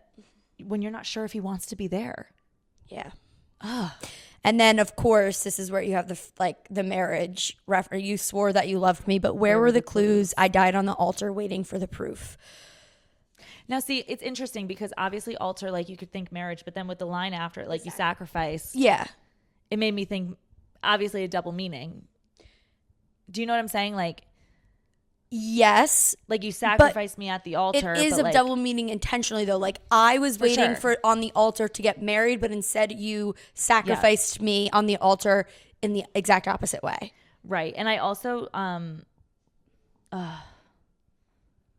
but I'm just mad as hell because I love this place. That line. I also love the like I can't. God, it's so sad. And like I love that she like the So Long London is like done two ways. Like one is she's saying so long, and then the other it's like for so long. Like I gave you all that youth for free for so long, or like so long. I'm just mad as hell because I loved this place for so long. And I just love how there was like a double meaning with that, and I just really also love how it's like the choir in the beginning, like so long. Like which like again like the choir boys. That's like a British schoolboy sort of thing, which I'm also like. I mean that's Lord of the Flies, but that's a UK novel, so it makes sense. But it's I love that this is also the track 5 because there's a lot of heart-wrenching songs on this album. Period, but this is like the most obviously Joe, and there's not an angry sad. This is just like sad, sad, sad. And the only line that she's angry in isn't angry at him. And that's sort of what like I think a lot of people have said too. They're like, obviously like there's a lot about Maddie in here. But like, again, track 5s are her most like, obviously we know what track 5s are. And it's like, it's fitting that they are Joe, because that was 6 years. Yes. Like it's like actual true sadness. Makes sense. Yeah. Like, and it's like, it's nice to know that Joe got the track 5, you know, even though most of it was Maddie. Right. Like, oh God. It's very just so well done. And like after Down Bad to that, like for me, like 4 to 5, like the first listen through, I was like, okay, here we go. The even of more. The album is so strong. Yeah. So strong. So love it. Just, I'm so happy with that. Love it. Me too. Should we move on to But Daddy, I Love Him? Yes. Which I told you is in my tops, but it's not in yours. No. So tell me first before, or should I do you do yours like first and then I'll show you my excitement about it. Yeah, it's a 4.5. Okay. And it's grown to 4.5. Okay. So like, I love it. I think at first, again, like I was just like thrown off by it. I love the entire sound of it. And like, and I do love it from the context of like, this isn't just Maddie. This is like every skepticism and like, exactly that she about faces. any decisions she's made, right? Like she's always getting people unhappy with her. So like I again like feel a lot different about it now than when I first listened to it, when I was like So your first listen, you really didn't like it at all, and it's just I liked it, but I didn't like that it was, again, like until you were still in the Smallest Man who's ever lived. I was like, oh my God, we did this to her. And like, again, not we, but like we broke them up, they would have gotten married. Like, in this, I still didn't get that there was anger there. Like he left. Do you know what I mean? Like, yeah. So in my head, I'm listening to this song and I'm like, oh my God, like she might go back to him after Travis Kelce, because it's not over. It's not over. Right. But then like, again, once I heard Smallest Man Who Ever Lived, I was like, okay, right. No, this is you had to get the whole picture before you could go back and truly rate appreciate it. And then, like I said, like in the general sense of it, I love it for just being not just about Maddie, but like her, like people being, whatever to her as a whole. Obviously that I'm having his baby. No, I'm not, but you should see her face. This is so fucking funny. It is unhinged and funny. Yes. Unhinged and funny. The bridge is so good. Call us out. Like, get us, Taylor. Mm-hmm. Like the sanctimoniously performing soliloquies I'll never see is totally all the Twitter people that were signing the petition to get her to break up. Yep. So funny. And then there, like, it feels like there's a tense switch at the end. Like she'll say like, but fuck 'em, it's over, or but it's over, or something. And then all of a sudden she's getting and then married. She's doing a present tense kind of thing, like, and like like time doesn't give some perspective, like it's acting like time has passed. So then I'm like, has she switched this to Travis at the end? That's what I initially thought, and then I was like, no, and then I'm back on that again. No, I know, and like, or is it just sort of like I don't know. I don't. Is it more? I don't know. Is it more just like a fuck it, you guys? Figurative, or is she metaphorically being literal? Like, in a sense. I don't know, but it's interesting because I don't know. But again, I don't really. And care it's okay about that we don't know. Yeah, yeah. It's more so like I love the vibe and I love like what it actually means in terms of like I'm not listening to you guys. Like if I want to do something, I'm going to do it. Right. And I just really love towards the end, like all of the like backing of the, like, he was chaos, he was revelry. Like, I love that sound in it. So yeah, like I love it. And I think it's still growing, but like it just, you don't think this is its final place as a 4.5 for you necessarily. It could be, but you're not sure yet. I don't know if it's its final place, but like, it's not because other things above it would drop. Do you know what I mean? Right, like, but not even like it'll get to the top 10, but it'll go up there with it. Like you could have all of them could be 5 out of 5 for you. Right, exactly. That's what in a sense is what I mean. Not like switching it out for something else. That would drop below it, but like it could be like and that's how I'm looking at my ratings too. It's not these top 10. I don't know what's 1, 2, 3, 4, 5. Like I don't know. I just know that I like all of these that much. Right. Okay. May I? Yeah. Because the first time I listened to this, I felt very similarly to like what you're explaining. I don't remember what I gave it for, whatever, but this is the song that has climbed the most. Like, and it was a slow rise and then boom, and it just keeps climbing and climbing and climbing. And I think I had to fully get it. I mean, I got right away that she was like, she's saying F you. Yeah. And I loved that from the start, because literally last week or 2 weeks ago, right before the album, we talked about this. Yeah. Exactly what she said. I'm like, we view Taylor songs how we want to view Taylor songs, and we can relate them to our lives or not relate them to our lives. And so if you want to look at through whatever lens or perspective, great. But even though it's about her life, that does not mean we get to tell her how to live her life or be upset with her personal choices because it doesn't align with how we view her music. That is out of control, insane. Totally. Even if I don't like who she's dating, I'm not going to not be her fan of her music because whatever. Yep. And so for her to ultimately really call into that pisses her off too in this song. Love it. I'm obsessed with. Another sort of breaking the fourth wall, like I said, that, or not even breaking the fourth wall, but like calling us out directly. No, I loved it. Is what I love. Call us out, Taylor. Like, get us. That I felt and liked from the start. Mm-hmm. And then I didn't even remember what the sound sounded like on the first time, because I was more in it for like the story. And I think I said like, oh, I love that it's like a movie, blah, blah, blah. And then my cousin Bridget texted, we were like talking about our favorites, and she said this one. I was like, oh, really? Like, not that it was a favorite, but I didn't know how people would feel about it. Yeah. And she was like, no, I just want to like dance around in a sundress and twirl around to this and like frolic. And I was like, really? So then I played it in my car, and I was like, oh my God, I didn't even realize how like fun this song sounded at all. Yeah. And so then the sound, and then even more of it clicked, and I am in love with this song because, first of all, I love it more than every time I listen, but every single syllable and every single rhyme is so crisp and on point. If you go listen to it again, think about that, and you'll know exactly what I mean. That like every single thing, it's almost like iambic pentameter, where like it's a stressed, unstressed, stressed, unstressed syllables. The way that she's pronouncing every word and every syllable is like a perfect matchup, and it just flows so well. Everything is like wrapped up in a perfect tiny bow, just kind of like the metaphor of like we want her to be a perfect tiny bow, and not one hair can fall out of her braid or everybody will literally flip out. So the sound of it is amazing. And then what I said is like, this is what made me say, this is Speak Now grown up. Like the song Speak Now. This is so Speak Now. And like, again, the reason like in like Speak Now that I fell in love with Taylor Swift is painting a whole world or picture or movie for us in a song. And you literally have like a beginning, middle, and end of this, where you could genuinely like have a whole movie that you're playing out in front of you.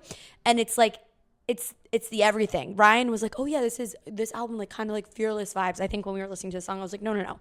This is Speak Now, like full orchestra, like production of like theater, like lights, camera, action. Obsessed. Every syllable is perfect. And then when she switches it to like what I don't know what it used to be, but she switches the line to I'm his lady instead of having the baby. No, and I'm his lady instead of calling me baby or something like that. No, I'm having his baby. It's I'm his lady. Oh my God, you should see your faces. Yes. Yeah. And I'm like, oh, I love that. And although I went back and forth, like you said, I kind of am landing on like, I think she is talking about many things, but I do think that that's a little nod to Travis. Yeah. Especially like even my daddy loves him, and you should see your faces and no, you can't come to the wedding. Like, yeah. So if you are now on board for that and we're like, I don't think I could be a Taylor Swift fan anymore because of her personal life and who she wants to date and falls in love with, when you actually don't know her or Maddie Healy, like, come on. So I love it for her life. I love it for my life. I love it. It's just a 5, like 5s across the board for me. And this has grown the most. No, I totally get it, because I feel like it is still growing on me as well. And like the bridge is so good. Yeah. And like I love God save the most judgmental creeps who say they want what's best for me. Love it. Sanctimoniously performing soliloquies I'll never say. While we move on, the last thing, this soliloquies, I just want to mention for people that maybe like forget, because like the only reason nobody forgets, but I talk about soliloquies, what does it actually mean?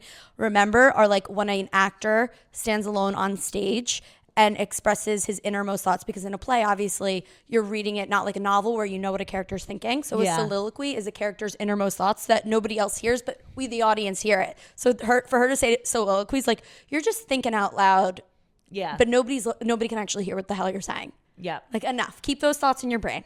You don't need to be a performer. Like, shut up. Right. And also, the fact that you're trying to perform, like a performance thing to make you sound better. So, anyway, I love it. No, so good. Anyway, So is the next one Fresh Out the Slammer? Yeah, Fresh Out the Slammer is next. It's fine. This is the worst song on the album. It's my lowest for me. It's like 3.5 is my lowest rating, and it's 3.5. Yeah. Like, so like both, like, you know how I was talking about some things, like I could say I don't like this, but I understand why. This is the only song, and I kind of stick with what my original take is that like it was so disappointing. They really teased us with the beginning sound of like to make it sound like it is going to be Fresh Out the Slammer, and then to go into like this pop sound, and then the switch up at the end. I hate the end. It doesn't make sense. So what I said is like sometimes a switch up in the sound works, but this, and even if it's for the art, like the idea of closure, the sound closure, which is like, it's like, to your ears, but she's doing it intentionally, saying like, you'll never get that closure. There's no reason for this song to be so bipolar. No, I agree. I don't like, I thought the song was okay. Like on first listen, like I do like the beginning now, pretty. Not even that. Like I do like the sound of like the another summer, love taking it. Cover, running thunder. Agree. I like it. Understand me. Like I like so like as I was listening, I was like, okay, I like this song. And then at the switch up, I was just like, bleh, bleh, bleh, bleh, bleh, bleh. Like I was like, I don't like it anymore. I will say though, like obviously, like Splintered Back in Winter's. Silent Dinners, he was with her in dreams. Like it kind of made me see like, okay, was there kind of emotional cheating moving on both ends? Like, like for Joe, like he was with her in I do dreams. think so. Yeah, and then again another call out towards the end of it when it's my friends tried but I wouldn't hear it, watched me daily disappearing. Like another call out to her friends being like, are we sure this is right? You know, like so it just again like kind of. And then all those nights you kept me going, aka Maddie, like swirled you into all of my poems. Like, okay, emotional cheating here too. I do like that, the swirled line. I really like the concept. I like some of the sounds. It's like the end just.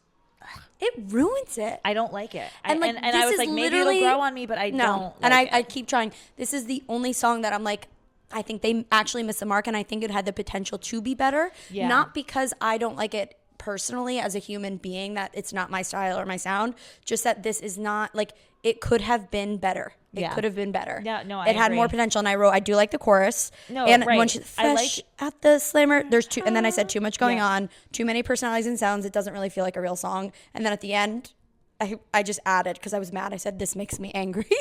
Yeah, like literally to know how much potential when it sound like at the beginning got me so effing thing pumped. Was like, like when I was doing my phone note, I was like, did not like the the outro switch up, but maybe it'll grow, and it hasn't. This is my bottom. Like this is like other songs that I put at a 3.5 are ahead. Like above I'm like, okay, I can appreciate this or that about it. It's just not for me.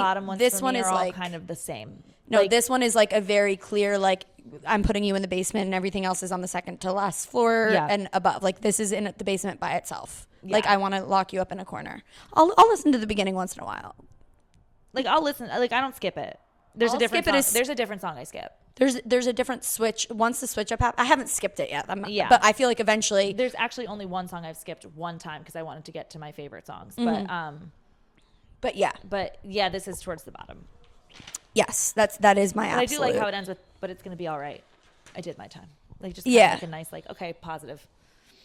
So is the next one Florida? Next one's Florida. Okay, I just need to make sure I'm like on the right page. Okay. And I didn't even take many notes, but like, do you want to start? I'll start this because you like this one more than me. So I started and left off. This one has not grown or whatever. And it has in some senses, but it still has a ranking of a 3.5 for me. But this is like, Ryan really dislikes this song overall, where I am like, no. And I think both of us had mentioned this. Like, I don't really listen to Florence and the Machine. I still like, I don't care to like, I care to like listen to what it is, but I haven't yet, if that makes sense. And it is just not my style. So I gave it a 3.5. I really like the beginning. I really like the first verse. And honestly, like her, what's her name? Florence, sorry. But what's her like last name? Welch. Okay, yeah. Sorry, because I know it's not Florence on the Machine, so I don't want to keep referring to her as like a band and not Florence. So I genuinely like when she joined in, like her voice, I was like, I don't know how I feel about her voice on it. Crazy. But I think she has a very, very, very cool voice. And I get that it is, I'm like, I know some people are going to effing love this song. Like, I knew it was going to be a polarizing song from the start in my sense that I think people are going to effing hate this song or really love the song. Yeah. And nobody's really going to have like it's a middle of the road, like a Fortnight song because it's very jarring and different. And I like that it does sound like witches, and this, like, her voice is like creepy, and I do love that aspect, but it doesn't fit for me with the lyrics of Florida. And I know that there's almost an intent to be kind of funny, like, not that it's a humor song, but that it's the fact that it's Florida. Like, what the F is Florida? People are like nuts psychopaths in Florida, that it's sort of like an insane thing. But the reason that I can't get behind it is because, and again, I'm not saying it's a bad song, but just for me, right, is that like the call out to Florida. Like, I totally understand the stereotypical location where criminals flee and, you know, or people go and they have their second lives there and all this stuff. Like, I totally get it. But it's so right now that this is like a new, like, people talk shit about Florida. Like, everybody go look up your birthday in Florida and see what the crime was. That, like, it's similar to, like, if we hear a song now that says, like, the word TikTok in it, we're all like, oh, that's so cringy, it's saying TikTok. Oh. So I know that that's not what the intent is and that it means something else. But because Florida there's a similar, like, online joke about Florida, I cannot see past it. And on top of, like, just already feeling like them shouting, like, so take me to Florida. It's just so unserious to me. And I cannot see it any other way other than being unserious.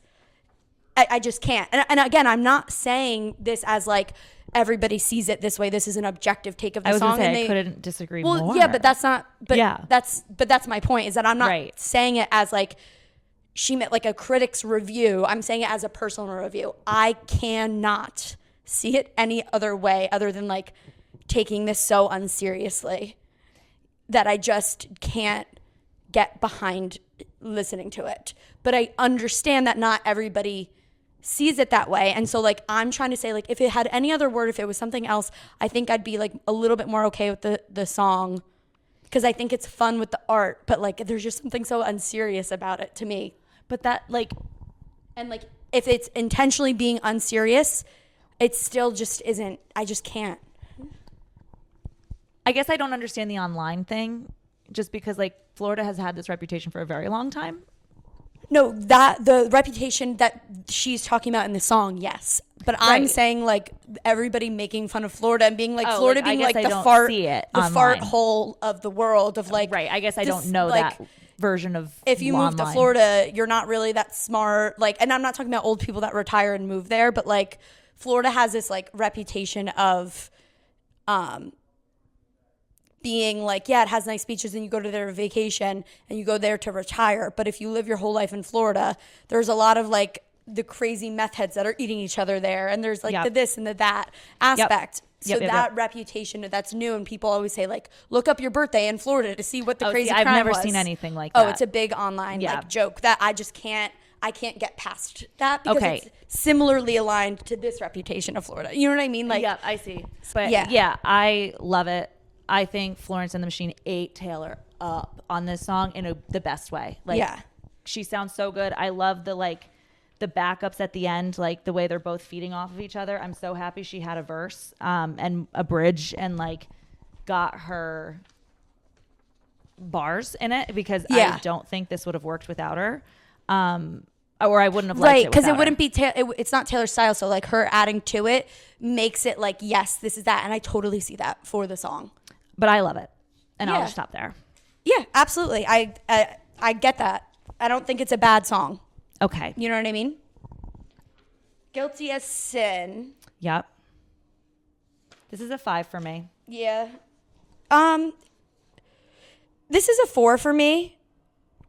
There's nothing wrong with it at all, necessarily, and I really like it. The only reason it falls flat is because the idea of being guilty as sin almost sounds like it should have the sound of no, I can fix him. No, really, I can. Like the sexy, sultry, like, like the concept of it. So that's what I thought I was going to get. So it sort of has a juxtaposing sound, incongruous sound. And it's fine. I still like the song and it sounds nice, but it sounds a little bit more upbeat than her, like, how can I be guilty of sin? However, I don't want to take away from how much I actually still do effing love the song.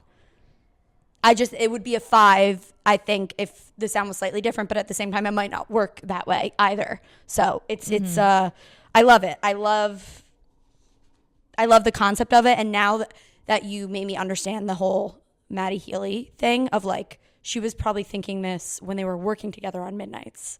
And like, how can I be guilty? Sure.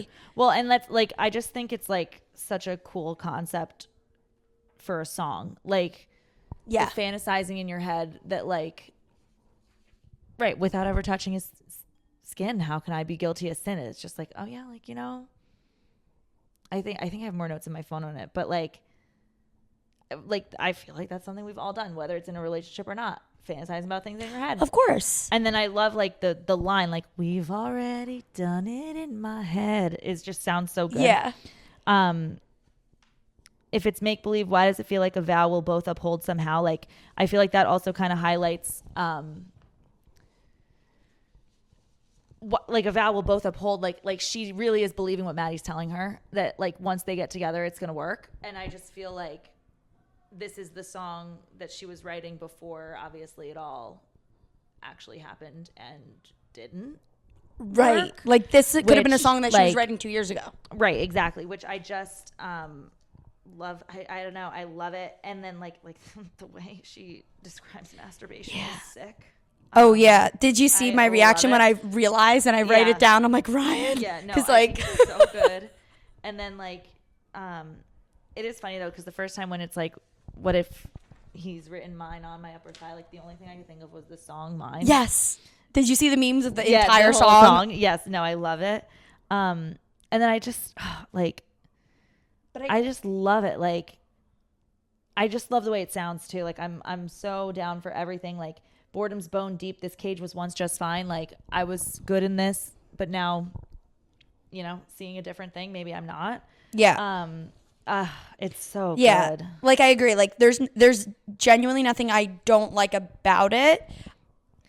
But it's just not my like 5. Yeah. You know what I mean? And this one grew to a 5 for me. Like, this one wasn't originally in the top. It was like in the top half, but not as a 5. I always think it's gonna grow for me, but it kind of stays the same. Yeah. And I do love though, like when she like at the end, like the last one when like, what if he's written mine on my upper thigh? Oh, like, the way the change of her key. Yeah, I love when she does that. Okay, again, the emotion fitting, like the emotion in her voice, love. Yeah. So I do love the song, but it's just not in my top 10. Yeah. So there you have it, folks. The next song is what? Who's Afraid of Little Okay, cool. I think I'm just on the wrong side of. Yep, there we go. Another 5. This is a 5. I went back. I cannot believe I ranked this a 3.5/4. The first time I listened to it. Yeah. I was like, what? This was I'm one that obsessed with this loved song. originally, and then as I was listening a couple more times, it like was still up there, but not a 5. And then again, once I kept going and listening more, it became a 5 again. Literally the second time I listened to it, I was like, I effing love the song. And I think that I got so excited that I was like, I think she wants to call people on her music again, and then like kind of called it out, and then literally eventually does with Kim Kardashian, in a sense. Yeah. Like, I know it's about like overall, I think it's about many things, the industry, but also just generally the public. Like, don't worry, folks, we took out all of her teeth. Yeah. It's about multiple things, but I think there's some clear direct lines to the industry and like the Scooter Braun, Scott Borchetta of it all. Also, for sure. But like also just like in general, silence her. Yeah. Yes, in general, how she has navigated her life and how like everything is looked at and torn down, and she tried to like mute herself in a sense, taking out all of her teeth so she doesn't offend anything, and by all costs keep your good name and everything that you do. And now she's saying, I literally don't give a shit about any of that. If I want to name drop, I'm going to name drop. If I want to re-record my own music and stomp on your foot and keep reminding everybody that you did this, I'm going to keep reminding everybody that you did this. Yes. And I also, like, I would be remiss if I didn't shout out the Sarah J. Maas universe. This is so Thrones of Glass, Aelin Galathynius. Like, love everything about that. And then even like the teeth line. Don't worry, folks, we took out all our teeth. I just thought of like the Yellow Legs clan and like the witches. So I'm like, TikTok is all over the book. The book talk's all over this. I have a coworker that I think I've only read like whatever. I know, but it's the same author. Yes. Right? Yeah. So there's another song. I'll tell you when we get there because I actually don't remember what it is. She was like, yeah, Taylor definitely reads a Kotar or whatever because blah, blah, blah, blah. I'll tell you what song when we get there. But I'm like, yeah, I'm sure I could totally see it. Right. But I will also say that I love the song too because the reason I also love Speak Now, which I've said so many times, is because it's otherworldly. She takes me into it, transforms me, like Long Live and the dragons and the castles and the witches and the this and the that. And she totally puts it here. There's nothing that is taking me out of except for like put narcotics in all my songs, but that's still timeless. Do you know what I mean? Like I am transported to another dimension here, and she does that throughout this album, and that's one of the things I love. I love Harry Potter. I love going to like a land of dragons and castles and towers and daggers, and she references that so many times throughout this album, which is like what I always longed for in Speak Now, what I wanted again, and like she's giving that to us, and I can't express how much I love this song. No, I fucking love like, this song. The way she sings it is all so good. The bridge is incredible.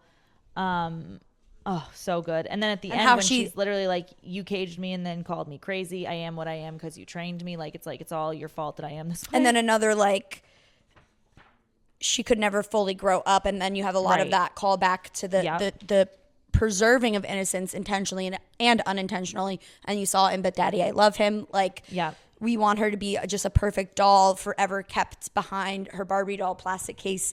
And the second it gets destroyed, like it's the public wants her that way. Maddie Healy wanted her, like if, you know, or not Maddie Healy. You said that was about Joe Alwyn, like any of that. Like it's not a shiny new toy. Growing up. I'm saying there's like that similar sort of thread of things. But I cannot believe I ranked it at a 3.5, 4 because I think I even it's so good. I can't believe I said that the first time around when I was clearly loving it the first time around. I'm like confused with that. It's a 5. Yeah. Like a high 5 with a lot of like exclamation points around it. Yeah. 5. No, agreed. It's definitely a 5. Like disgustingly obsessed. Agreed. Any other thoughts on that one? No, I don't think so. Is it I Can Fix It? I Can Fix It. I really can. Yeah. This song I really liked at first, and my only like commentary was that I think it was like too short. And like there's like still sure that, but like this is also a high 5 for me because this is like the feeling I get when I listen to Maroon is the feeling I get when I listen to this. I love her voice on this, her sultry voice. I love, again, almost witchy temptress. Good boy. Yeah. That's right. If you could be an angel all night. Like she thinks that she has this power and this sorcery and I can do anything and I am like God and I can do that for you and I can make you whatever. I can handle anything. And then the end, whoa, maybe I can't, is so hilariously done at the end. But the rest of the song, it just makes me like, again, same to Who's Afraid of Little Old Me. When I'm listening to this song, I feel like I am the witch and I am conspiring. I love the sound of it so much. This is what I was hoping for, that we got a song with this type of sound and voice. And it also like the good boy that's right part where it's like also like pretty seductive in a way. Like it also calls back to the golden retriever to me, like in Good Boy. Poets, that's like so funny. I will say, like, I like the sound of it. Yeah. I just can't, I don't know what it is. I'm not in there. Like I still have not, like it just hasn't grown on me. Right. I like it. But like, it's not, it is weird. And part of me thinks it's like, for sometimes the reasons you don't like some songs where like there's no change. Yes. I think that's why I don't like it. I think I said that in my first listen through and I was like, if there was like a biting bridge, but then I realized the good boy, that's right, is my like, ooh. Yeah. And cause it's so short. And so that was my gripe with it. And so I agree, like no sort of build or like whatever it is where like Maroon, you get that sultry plus you get the build. Right. So I totally understand. I just can't. I don't know. And like, but then the more I listened to it and understood it, the more I was like, dude, a Western. I want some guns. I want some guns and to kick down the door, but I also want to be a witch. And it's so like not even sexy. Seductive is the perfect. Yeah. I'm obsessed. No, it's good. I just I get it. Like I get why people like it. I don't know why I can't. It just has stayed where it is since the start. I do understand that though. Like it's short. Yeah. But so I get it. But like I'm so obsessed. No, I get it. Yeah, no, I do get it.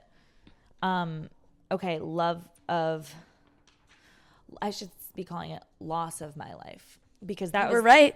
Because that was the one thing. If you look at the lyrics closer, she never says love of my life. What do you mean never? Oh, love of your life. You said I was the love of your life. Oh. She only references him as the loss of her life. Oh, like yeah. I never even noticed that till right now. Only for loss. Wow. Wait, what did you, was this in your top 10? This is 5. Okay. Yeah, this is a 5. I loved in the first, like, again, I think this one is a mix of both of the boys, like Joe and Maddie, it feels like, because there's parts of it. I mean, I think it seems more Maddie, but like parts of the bridge, like I just feel Joe in. But like, I loved like in the first verse, like we embroidered the memories of the time I was away, stitching. We were just kids, babe. I said, I don't mind. It takes time. I thought I was better safe than starry-eyed. I feel like that's deep insight into the years that they did not get together. Like from this to 2014, like to, you know, whenever they ended up, like, and then like the still alive killing time at the cemetery, never quite buried. Yeah, like, that has to be. They were constantly waiting for each other. Yes. Like never just ended it. And then like a con man sells a fool a get love quick scheme, like the bombing, then the ghosting, like love bombing, then ghosting her, like a get love quick scheme, not with her the whole time. I just like it just feels so sad. Like, and I just love it. And the end of it, like with like the valiant roar, what a bland goodbye. The coward claimed he was a lion. Yep. I'll never leave. Never mind. Yeah. Just so sad. I love it all. I like. So yes, I do like it. It actually fell for me. It started as a 4, now it's a 3.5, 4, still more on the 4 side, but it did slightly drop, and I want to explain why. I totally echo what you're saying though. I don't think it's bad at all, but I liked it more the first time because I was so excited to hear the slow piano ballads. And then I said I like this more the first time because I didn't know how many piano songs there were going to be, of course, on the anthology. And so now comparing it to the whole album, I like most of the piano songs, save for one, a lot more than this. And so like, but not even comparing it to other songs, I still like the song. So then it would still just sort of stay at a 4. But to me, it dropped slightly because like the excitement of like kind of getting this like sad ballad. Yeah, there was a lot more. When I found more, that's why it slightly dropped. But I love everything you're saying. I hear it. Like he's a paradox. Never before and ever since. Love. Yeah. When the first time she goes, love of your life, so sad and delicate in her voice. Yes, the shaky voice, like, oh my gosh. And then I loved the your braid. I was combing through the braid of lies, like so well written. So like good. It's so good. It just is. I don't have necessarily anything like bad to say. Yeah. For it to not be like higher up, like a 4 or 5, other than like just personal taste of like, this is just not the one for me, but there's nothing wrong. Like, so it's interesting. You'll have to like, I hear what you're saying about like, cause the anthology has a lot of slower paced songs, but I don't remember a lot of piano songs. I know there's a lot of guitar. There are, because I wrote them all down of the ones that like, because randomly after this, when I played shuffle, they all started playing one after another too. I was like, exactly. Yeah, there were so many piano songs. And yeah, maybe I just didn't like them as much. Like, or like notice that it was like you were focusing on something else other than like the music of it. No, I need you to call them out because I know the guitars. Like I know there's a lot of acoustic guitar, but I don't remember a lot of pianos. But I'll tell you as we get there. So, but yeah, so again, nothing bad about it. But like, if there was no anthology, this would have stayed probably a same to me and maybe even slightly higher. But I just like some of the others better ultimately. Yeah. But yeah. Then we have I Can Do It with a Broken Heart ? Yeah, I don't have much to say about it besides I love it. Sad bop. It definitely sad bop. And I like the 1, 2, 3, 4, the metronome stuff in the background, calling out the like her inner ear during tour, like what she hears in her ear. Yes, I didn't know that till like I saw things on it and after. then the end just makes me laugh.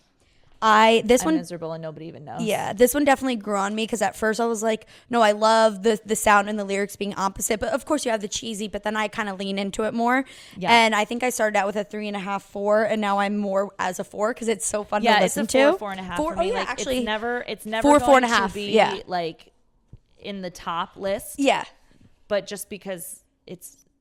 Like, I'm always going to enjoy it, though. I'm so depressed, like it's my birthday. It's so good. And it's just so relatable. Like, how many times am I like, yeah, guys, no, I'm totally good. I just want to die. With, like, a smile on my face as, like, a joke, but kind of serious. And the beat of, like, the lights, camera, bitch, smile. And another, like, awkward, like, fourth wall moment. Like, this would be the song that's upbeat to play on the tour, but how awkward it would be to play on the tour. Like, I hit all my marks. I'm hitting all my marks. And the crowd was chanting more. But then they're there. Yeah. Like, I don't know that she would ever do it on the tour, but it's like so, it's like too on the nose. Yeah, it's like, should we be quiet for this song? Like, it's so funny that it's funny. Yeah. It's so funny that it's just funny. I love it. And then what's the next one? Man Who Ever Lived. So this one is a 4.5, 5 for me. I think I put it at 5 in the list.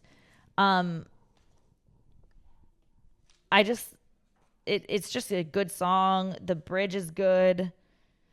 The Sleeper Cell Spy, like 50 Years to Be Declassified, kind of reminded me of Down Bad Alien Abduction shit and the other kind of like spy-ish references. It's just. Wait, did you say? I'm sorry. This was in your top? Yeah. Top 10? Okay, but it was a 4.5, 5, not like a 5. Yeah, like it's probably towards the bottom of my top. Gotcha. But I just like because. You could tell this was the one that she was just like letting it all out, you know, like where she was just like unleashing her. I love the intensity that builds as it goes along.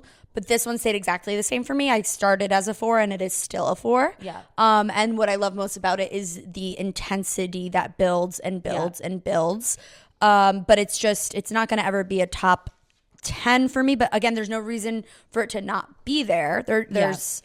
It's just not. I like it, but as particularly, it wasn't sexy once it wasn't forbidden, then also makes, and I would have died for your sins. Instead, I just died inside. Yeah. And you deserve prison, but you won't get time. That whole part, the way it sounds and what she's saying, love. And then again, now that you've kind of opened my eyes to like, oh, he worked on Midnights with her. So when she was writing Guilty as Sin and stuff, that's why this album started 2 years ago. Right. And so this was then a callback to those 2 years ago. It wasn't sexy once it wasn't forbidden. The second I actually broke up, fresh out the slammer, came to you, like, it wasn't. Oh, never mind. It was like, it was just more fun when I tried to lure you to me. I want what you can't have. Then when you can have it, never mind. I don't want it. And anymore. That's so the persona that Maddie Healy gives is like bad boy, right? Like Miss Cecilia girl. Yeah. No, I love it. But so I like that call back, and like then again as I'm even going through, I'm like understanding things more and more and more. Right. So, but yes, I like it. It's not in my top 10, but it's a 4, and it's kind of stayed stagnant at a 4. Yeah. And my favorite thing is the intensity that builds. Yeah. No. But then we get an intensity that builds in other songs that I like even more, if that makes sense. Yeah. No, it does. All right. Then after this, as everybody saw, this is when I then realized it was 2 a.m. and she dropped 16 more. And so therefore I could not possibly process the Alchemy. Yeah. Yeah. The Alchemy has been 4 since the start. Yeah. And I don't see it moving anywhere. Yeah. I like it. I like it a lot. I like other ones more. But there's not as much necessarily to peel back from. And there's like a little cute, like cheesy but cute. Yes, right. And like it did give the Travi Made It to the Big Game vibes, which I kind of love. No, I did too. Like it's so funny. And then like I circled you on a map. So one thing, because people really questioned this one at first, like because who is it about? Because it was like when the hell did she write this? No, I can explain that. Well, no, I can too. But like I was gonna say, like I think it's also just like being done, like coming back to America. Yeah, like I'm done. Literally, though, Brit, and like because we all joked about that. like the Revolutionary War, we won the war. We won the war. Like, she's back. So like, to I where like she belongs. That, like the classic American girly kind of like, is back to what she, you know, the classic 100%. American person that she was from the start that people saw her as, and America's sweetheart. Right. I just kind of took the whole like big game. Where's the trophy? I just took it as like she lucked out that they ended up actually winning it all. Like, I think that was the lyric no matter what, like kind of just talking about a game trophy, but I'm his prize. Right. Like, and it just so happened. Really worked out. Because obviously we knew the track list like the same time as the Super Bowl. Because the track list leaked. And it was like a week. Oh, really? Yeah. Like, because we had, like, we can look at her Instagram. Oh, yeah. The Grammys were. The Grammys was a week before the So Super Bowl. obviously she knew this song was already printed. It was already on the track list. And like, it was, so this is obviously written way before the Super Bowl. Right. So like. Yeah. So I agree. Yeah. So like, I think she just really lucked out that they won it all to like really bring the whole thing together. I want to speak on this. This is one of the ones that I wanted to explain a little bit more because I know I kept like saying it with the Alchemist, but I want to just further my thesis slightly. So this one, I said it was in my top 10, but it's a 4.5. The reason that it's not 5 is because some of the way that it sounds like the bridge is just okay. Like your friends lift you up over their head. It's more like free verse. Like it's not fitting syllable rhyme, so it's fine. I like the idea of it. It's real like on the surface, it sounds nice, and I like it. It's particularly the beginning and the end. These chemicals hit me like white wine. So notice one thing I want to mention. She starts and ends with the exact same thing, coming back full circle to where she belongs, right? Then you have simplistic references, coming back to where you belong, going back to where you thought you wanted since you were in high school, since you were younger. So then I'm eventually going to connect this to high school later on. So keep that in mind, right? Coming back to where you belong. We saw her as America's sweetheart. So the literal coming back to America, but figurative, like, what did you want from, like, you know, this is what you've always deep down wanted. Mm-hmm. So then where does the alchemy come in? And I know I had mentioned it many times, but I asked my coworker, I only got halfway through, but I got the point. I'm like, is this the point of the book? And she goes, exactly, precisely, which is the fact that it's the concept that we all have a personal legend and destiny, and every single one of us has it and can fulfill it, but most of us figure it out when we're children. And then the world gets in the way. You start doing things because you think you want to impress your parents, or you don't want to be a shepherd, literally, because it doesn't make as much money. And people say that making money is more important, and then they're going to look down on you because you're a shepherd and you're not a CEO of a big company or whatever it is.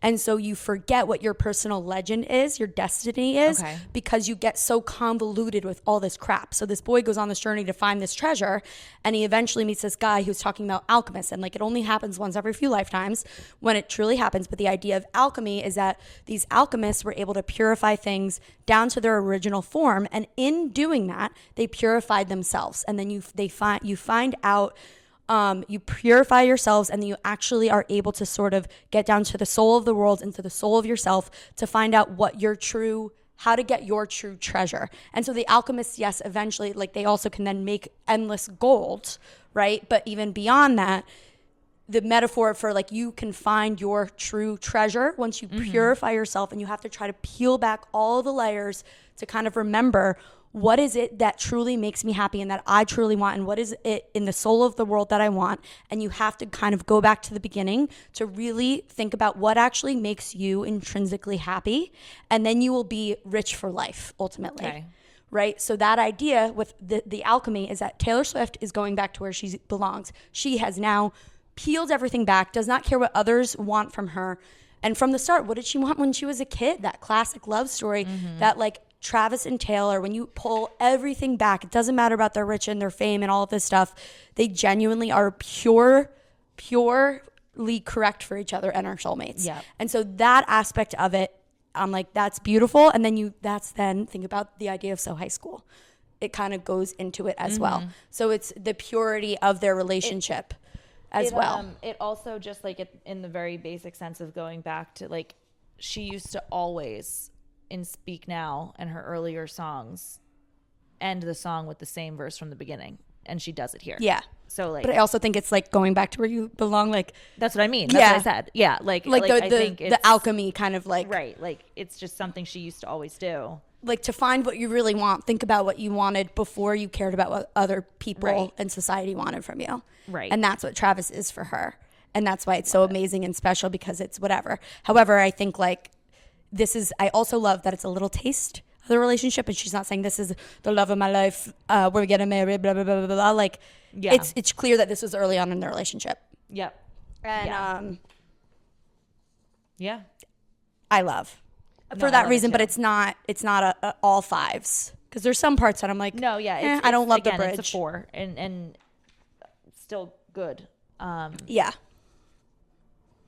So Clara Bow is a 5. Okay, so I had it as like a 4-5, so it's a 4-4-5 for me. I'll explain why, but I love it, by the way. Yeah. Obsessed with this song. Love it more. Taylor Swift, the melody of it like tingles something inside. Yeah, no, the melody is great. It just like, it makes me so emotional. Like, because I feel like she touches on it a lot, like the how female fame is so like fleeting, and like you're always the next best thing, or like you're always better than the last person, but never good enough. And like but like you were like, they'll say like, oh, you're better than this person because you have this, but then the second you age, it's like, now this person's gonna you're better than this person, right? You know, like, and I just like there's always someone coming behind you that's gonna take over. It's never, and it's just so sad. It's always gonna be fleeting. And like, I hope younger pop stars appreciate this song, honestly, because like I feel like it's just sad that it's always gonna happen. And the one thing I love about the song too is like the bridge. Like the bridge brings it all together. Like if you didn't know, the crown is stained. Is it the crown is stained, but you're the real thing? Give the glory. No, the like beauty is a beast that roars down on all fours, I love the bridge, demanding more. It's like only when your girlish glow flickers your soul do they let you know. Like hell on earth to be heavenly, them's the breaks, they don't come gently. Like I feel like it's pulling together everything. Like when you were listening to the first few verses, it's like, okay, I think I know what this is about. And then it's like, no, you're right. This is what it's about. Like the fleeting female fame. And then like her ending, it's like, yeah, this is me. Like it's going to be me. It's going to be you next, and they're going to be saying this to edge you. She never did. Yeah, like, and it's just like, oh, this is like just sad, but like so good. It's so, I love the way it sounds. The only reason I didn't give it 5 and it's like 4.5 is the only time I love how everything fits, but I might die if it happened. I don't love the way that sounds compared to the way that the rest of the song makes my ears tingle. That part doesn't make my ears tingle, if that makes sense. So it's the only part I don't like. I'm not 100% all in on, but everything else, like I never skip that song. You know what I mean? Yep. And just to hear her say, "You look like Taylor Swift," I love that she calls her own name out. Like I love it. It's crazy. I love it. It's so good. I love it. And the way she says dazzling at the end is like just sort of kind of like haunting. Yes. Dazzling. But the crown is stained, but you're the real thing. And like the idea of fleeting happiness, and like, right, like you'll get that crown. You are the best thing that's ever happened until you're not. Like, and like the manipulation. And then this eventually reminds me and calls back to the idea of like the preserving the innocence, and like, no, honey, you're doing great. Like and like almost manipulating, like, you're doing great. And like behind closed doors are like, yeah, we'll have this girl for another approximately 2 years. Right. Well, yeah, we'll wait. Like lying to your face. We'll be done with her soon. Yeah, right. It's so good. Yeah. And that ended the album, which the first album. Oh, 100%. It was a great ending. But like I'm sure people did listen to the full album, because like the only reason mine took till 2 a.m. because I was talking through it. But I'm sure many people listened to the full album thinking that was the last song. Like, of course, knowing that there's the bonus tracks, but like, oh, that's the end of the album. But like, I never got to like listen to it thinking like as that's the close. Album. Yeah. But it does make sense as the close. No, it's great. It's a great closer. Yeah. Okay, so now we're in the anthology. Anthology. So track 17 / track 1. The Black Dog 5. Yeah. I love literally everything about it. The Old Habits Die Screaming, the way it's production in it, it's so good. Like just literally so many things. Like, okay, was it hazing for a cruel fraternity I pledged and I still mean it? Like, damn, so many like little metaphors in there. Like, it's just amazing. And then that's Clara Bow still. when it's like after the exercise my demons, and like the Yep. way she sings that is so good. I just put a bunch of yeses next to it. And then I just love that. And I hope it's shitty in the black dog. So, and then like the tail between your legs, like, okay, I'm a dog. screaming. And then the way she, like the last screaming, the way she says the last Steph. screaming. Love the breath, I said, No, because I was trying to go like quick. Heartbreaking. Okay. Every single thing, love, love, love. So this is what I was saying about like build up and how it starts to what it ends. I'm like, whoa, that's a different song, but in a good way. Not like Fresh Out the Slammer where I'm like, that wasn't, that was different songs. Like you see the natural progression of the intensity building. And then at first when the first old habits I screaming, I'm like, oh, whoa. But then it like makes more and more sense as it goes along, and not whoa in a bad way. I loved it the first time I heard it. Yeah. But this one is one that I like recently put up to 5. Because when you first hear it, I forget that it's the one that I love so much because of how much it changes and builds in a good, natural way. Now, I didn't write this one down, but I do feel that the very, very beginning is a piano. Just to where, like, if I didn't know, if I was closing my eyes and I don't know the songs, I could think like, wait, is it the love of my life? Is it this? Is it this? Is it that? But I have to remember because I didn't write piano down here to know 100%, but just the very beginning. So for me, I like the reason I didn't realize how much I love this song is because I would listen and be like, oh, this is one of the piano ones, not remembering that this is Old Habits Die Screaming. And that's probably and why I'm like, where is that song? And what that's song probably is that? why I didn't even think it had piano. Yeah. Because like I don't think Stuff, of it as it's piano genuinely at all. different. Yeah, right. So then when I was editing like the video, when Ryan and I put it out like a few days ago, I was like, wait, this is that song? Like literally a few days ago. Like I have not listened to the song. So then I started listening to it again. I'm like, I can't believe I keep passing over this song because I fucking love this song. It is so good. And I love I just don't understand how you don't miss me. Yeah. And then the chorus, the magic fabric of our dreaming. Yeah. It's just more, it's better. It starts out good and every single word, it gets better and better and better. So good. And it is just, I love the bridge, the way that the syllables fit. Like, or was I some esoteric joke? Like, it's crisp. It's beautiful down to the very last breath. This is a beautiful song, and it's like genuinely to me, like this is a fucking masterpiece of work of art. A lot of people seem to feel that way about this one too. It's like most anybody that and I can't believe I keep forgetting about it. Yeah, no, I know. I literally think it's two different songs. Yeah, like I said, when I was like, oh, I love Old Habits Die Screaming, and then I'm like, wait, that's the Black Dog. Like literally, I can't remember. And then I said outro. So the bridge is amazing, the outro is amazing, and then this is just a whole movie. Yeah, it's so good. 6 weeks of breathing clean air. I still miss the smoke. It's so good. It's so good. It's so good. The next one is I'm Gonna Get You Back. Okay. This one definitely grew on me. It's a 4. It's a 4. I love the sound of this song. Like, I love the way it sounds. It's so good. But I think I like the sound more than the actual concept of it, which is why it's still a 4. Like when it comes on, I'm always like, Like, I love it. Wife for gonna smash up your bike guy. Like, I love that. Yet. I love the melody of it. But for some reason, I think it's maybe just like the concept of it that I'm not as like I think that's why it's a 4 and it's not going to go to a 5. Yeah. Like, it's just like, no, I really love it when it comes on. I dance to it. I love the vibe, but I'm similar. So this one is interesting because I put this in my top 14. This was the 4.5. Yeah. But like, I didn't get to re-rank and listen. This is why I highlighted it in purple. That was like my indication because I was like, wait, as I was reading the lyrics, literally right before we started recording, I was like, lie. Remember, I literally asked you, I was like, how does the song start? Yes, lie. So I had to rate it right then and there. Right. Because I'm like, wait, no, I literally love every syllable. So it's so good. Yeah, no, for sure. The one that fits me like skin. Did your research. So do you know what I mean by the unstressed, stressed syllables? Mm-hmm. That, and then having X amount of beats, 5 beats per line. That's what iambic pentameter is. Not that you don't know that, but just what I mean of like, sorry, it was Ryan that was like, what? When I was said iambic pentameter before. But I love it. It's just it's well, it is music, but it's just like tingly to my ears. Yeah, me too. But I completely agree with your take. I don't dislike what the song is about. No, I don't either. I like it. I think it's just like, and I love if there was a different song, I don't know, words to it. I don't know if I like it more, but like I know, like it. I don't dislike the words, but like it's just, it's great. Like that's why it's a 4. There's nothing wrong with it, but it's like I love it. So Albatross. Yeah.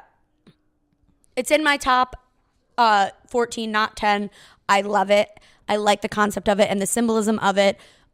With the rhyme of the ancient mariner, it's both something that can destroy. It can be a curse or it can be a blessing, depending on how you treat this bird. Basically, like if you treat it right, endless blessings. If you try to if you kill it, it's gonna like haunt you for the rest of your days. Obsessed and so then Taylor Swift switched up to eventually saying like she is the albatross and she can rescue you. Like her dating life. Yeah, 100%. I like it. It's like warning of her, but like you said, it's not all bad. Yeah. Like if you just treat me well, we're gonna have a great time. Exactly. This one is fine. For you. Yeah. I don't know if it's just like I don't really care for the sound. It's in the bottom rank. It's in the bottom tier. Again, most of my bottom tiers are just I still like them. It's just but this isn't the one special. That you can't, you know how I said like for me Fresh Out the Slammer is like in the basement. You said there's one song that you skip. It's not this one? No, it's not this one. Okay. Yeah. I'm hoping that the one that you really dislike is the one that I also really don't like either. I thought you already did your one you don't like. No, but there's another one that's like. Oh, okay. Yep. Yeah, that's okay. All. So Chloe or Sam or Sophia Marcus is next, and I guess I do like piano. Duh, this one has piano. Oh, I don't like this one. So this one, I like the sound of it, and like sometimes when I listen to it, it makes me sad. Like if you want to break my cold heart, just tell me you've always wondered, which is like, yeah, like that's fucking sad. Like.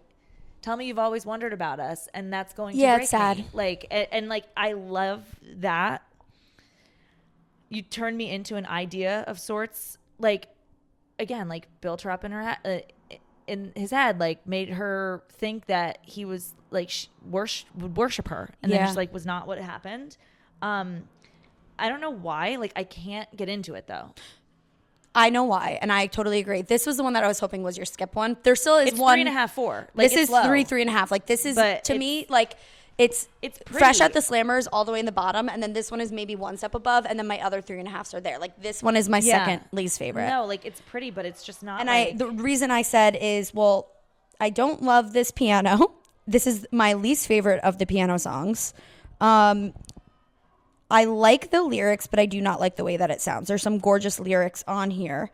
And the reason, and then I wrote down like some of the songs that I really don't like, where I'm like, I like the lyrics, but whatever, is like, you know how I said, oh, the iambic pentameter, the stress, unstressed, but the rhymes, it's just like music to my ears, like, ooh, it makes me tingle. Yeah. She's doing like free verse, meaning there's no rhyme, there's no consistent pattern, there's no consistent syllables, and I like almost like spoken word in a sense, like music behind it kind of thing. And like, so there's no like memorable thing. And not that I need it to be upbeat, catchy, it's just kind of one level. But it doesn't, it's free verse to me in a sense where I just don't, even since I was a little kid to now when I'm a teacher, even with poetry, I'm like, yeah, free verse. I love the idea of it. But like, if you really want to wow me, I love when you can like, I love when it's a good rhyme and it really is just so like on point with it, and I just I don't love the way this sounds, and I don't think that there's something in this song that is said that is like new that I didn't already get from others, if that makes sense. No, I except agree. for the call out to Maroon.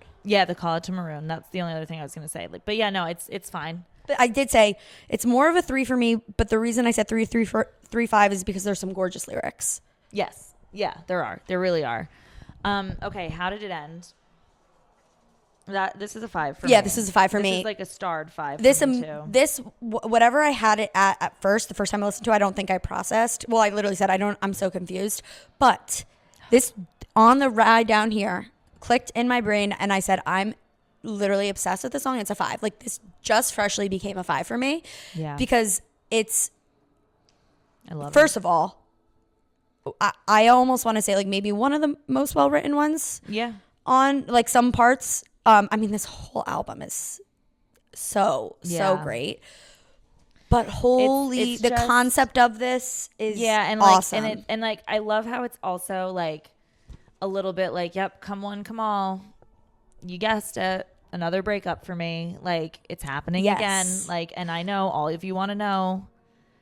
And it just like, it's just so sad. Like, I don't know. I loved it from the start. Like, and I love the like, Steph, look. Please read, please. Ooh-hoo. Yeah. I like smiley face. So good. That's the first thing I wrote down. It's so good. And I love the second, like specifically the second chorus when it's like, guess who we ran into at the shops walking in circles like she was lost. Didn't you hear? They called it all off. One guess, they worded. And then how did it end? I can literally see a music video of a person saying how did it end, but it's Taylor's voice coming through. You know what I mean? Like, yeah. Oh, so yeah, go ahead. And I can't like the bridge and like my beloved ghost and me sitting in a tree. Yep. D-Y-I-N-G. Of course, K-Y-K-I-S-S-I-N-G call out. So good. It like haunting and like beautiful and it's also like it's and I love how by the end like she's obviously talking about all these people wanting to know how it ends, and then by the end she's asking how it ended. Like exactly. I still don't understand how it ended, so I can't even tell you. Like I can't. So for me, I first heard it, was confused, and a couple times was confused because I never really reread the lyrics, and I still didn't, but I think just something clicked with me in my last listen, and I'm like, oh, the reason I was confused by this song in the first place is because I didn't get that it was different perspectives. Yes. Told from different perspectives and also about more than one thing. Yeah. So for example, it's the first one is come one, come all. It's like the public talking. Like wanting to know. First, like it's a circus show. Yeah. Like her, like...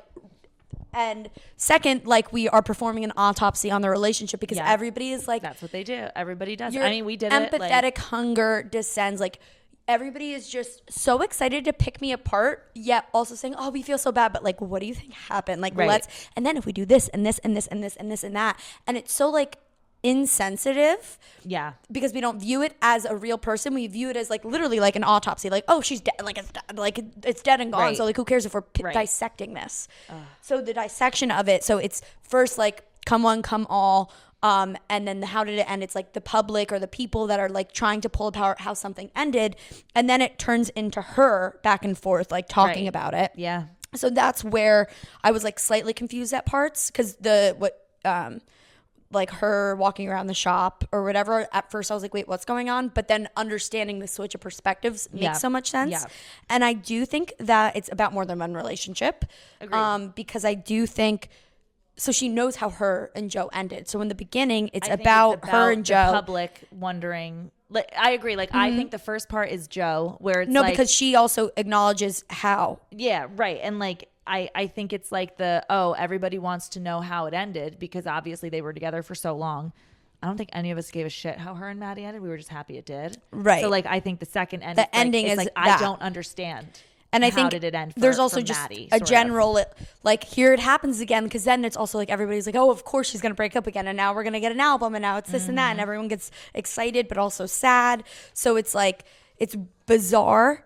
And again, she understands how it first happened, with and why, and then it turns into Maddie where she then steps in. And she goes, and I still didn't know. I can't pretend like I understand how did it end. Yeah. But I still don't know how did it end because then earlier she says, we'll tell no one except all of our friends. Yeah. We were blind to unforeseen circumstances. We learned the right steps to different dances and fell victim to interlopers' glances. Yeah. So that I believe is both of them fell victim to her, to Maddie Healy, the interlopers' glances, right? And then the guiltiest and all that, and Joe to whoever, or whatever that is. And like, and it's also just like the way she like phrases it in that second verse where it's like fell victim to like other people looking in on this, and then they'll go home to their husbands though, and they'll be just, I'm like, thank God this isn't us. Like, yeah, like you guys can, but guys, by the way, like this is not, and then like let's gossip. It is my life. Yeah, right. No, and I would be remiss if I didn't just call out the bridge. Say it once again with feeling, how the death rattle breathing, silenced as the soul was leaving, the deflation of our dreaming, leaving me bereft and reeling, and then my beloved ghosted me, sitting in a tree, DYING. Like, well, that, Oh, so good. One of the top bridges, if, you know, I can't even pick what the top one, but this is definitely up there. Top 10 for me, for sure. Yeah. Okay. So high school is next. This is a high 5 for me, and I want to explain why, because I know that it's simple and sweet, and it's not like... I was going to say, like, it's a 4, but it's mainly just because, like, I had more that I liked more, but I love everything about this song. I love that it sounds like a 2000s rom-com, and they were in high school during that time period.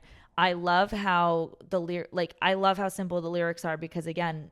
so high school, so much behind it, like, and it's like and she's like talking about high school type experiences, but that you could also see happening with like when it's like, oh, touch them all your boys play Grand Theft Auto, like that is such a high school thing, and like, but Travis's friends could easily be playing Grand Theft Auto, like, you know what I mean? Like, it's I really love everything about it. It's just that it's not as high up as and like when it comes on, I'm always excited, like I'm always excited to listen to it. So First thing, love the music about it with the guitar and that, and it is so reminiscent, not just of a rom-com movie, but it's so reminiscent and nostalgic of the type of music that I personally loved during that time period of us growing up. There's that nostalgia piece to it. Yep. On top of it just being awesome. Like, even if you're listening to it now for the first time, like, I love. So I also love it. Everything makes my ears tingle.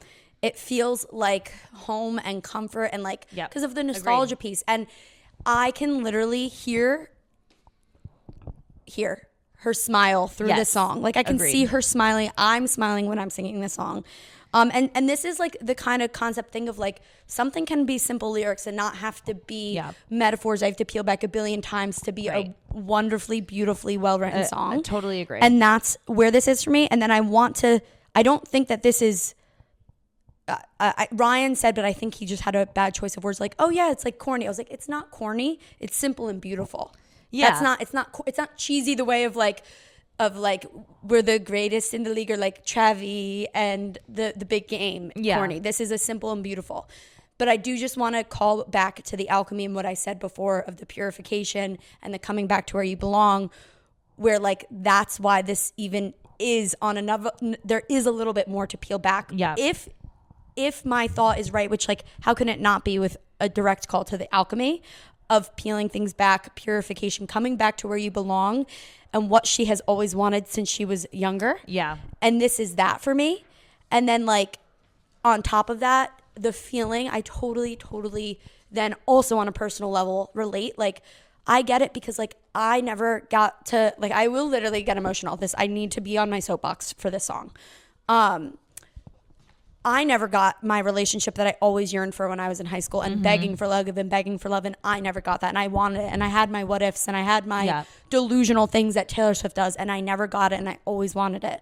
And so then when like I met Rye, and like obviously I'm like so in love with him and everything, like something that I've said before, of course this song ever came out, was like, he makes me feel like childhood, like things that I forgot that I loved to do when I was a kid, Ryan brings out in me.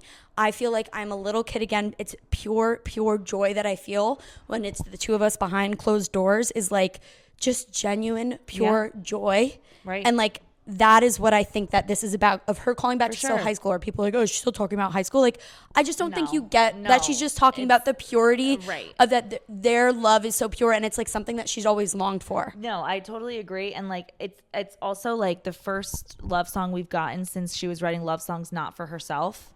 Yeah. That's like just purely like happy, not anxiety ridden, no signs of like, oh, she's really happy, but like, do you hear that twinge of anxiety in it? Or like, you know, like it's the first love song that sounds like it was from Fearless or Speak Now, when we know there wasn't really, she never really experienced love like that yet. Yes. In those, and so she's been yearning for it. Right. Literally like, all that we had talked about of like, why we so happy. Right. Yeah. And then the Mary Kiss Kill thing is so fucking funny. So funny. And then, but my favorite line, one of my favorite lines is, and I'm high from smoking your jokes all damn night. Like, yes. See, that's what I mean by like, it's not, how clever is that? Yeah, no, I so agree. clever. I love it. And like, I get it. Like, it's just, it's relatable to me myself, And on top of spicy, like, even if I couldn't relate to it myself, I would love this song.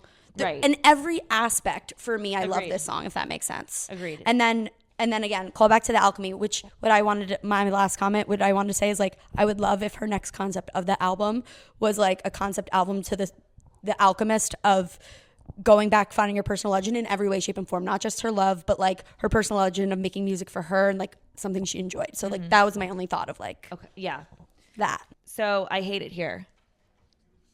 I don't like it. It's Yeah. not my least favorite. So I like the sound of it. I know everybody's like all, the 1830s without all the racist lyric is getting on everybody's nerves. Just like, I understand it. read context clues. Yeah. Like, did she need to put it in? Absolutely not. But like, if you are literate in what the next verse of the song, she explains exactly what everybody's acting like about this. Like, yes. Oh, everybody looked down because it isn't fun now. Duh. Because she, she made the game not fun for like making a comment like that, which I feel like people are missing. That is the point of the comment being in the song. Do you know what I'm saying? Yes, Like, but what it I'll didn't say, have though, to be there. Is like, I wouldn't even say literate, because a lot of people will listen to it and not get it. The first time I heard it too, I was like, what the hell? But then looking at the lyrics again, I was like, oh, it's the conversation, but you're not going to get fully right on your first listen agreed. that it is. And so I agree. I understand why it's in there. But this is the other thing that I said. Like the song, I guess I could see it being a 4. For me, it's a 3.5.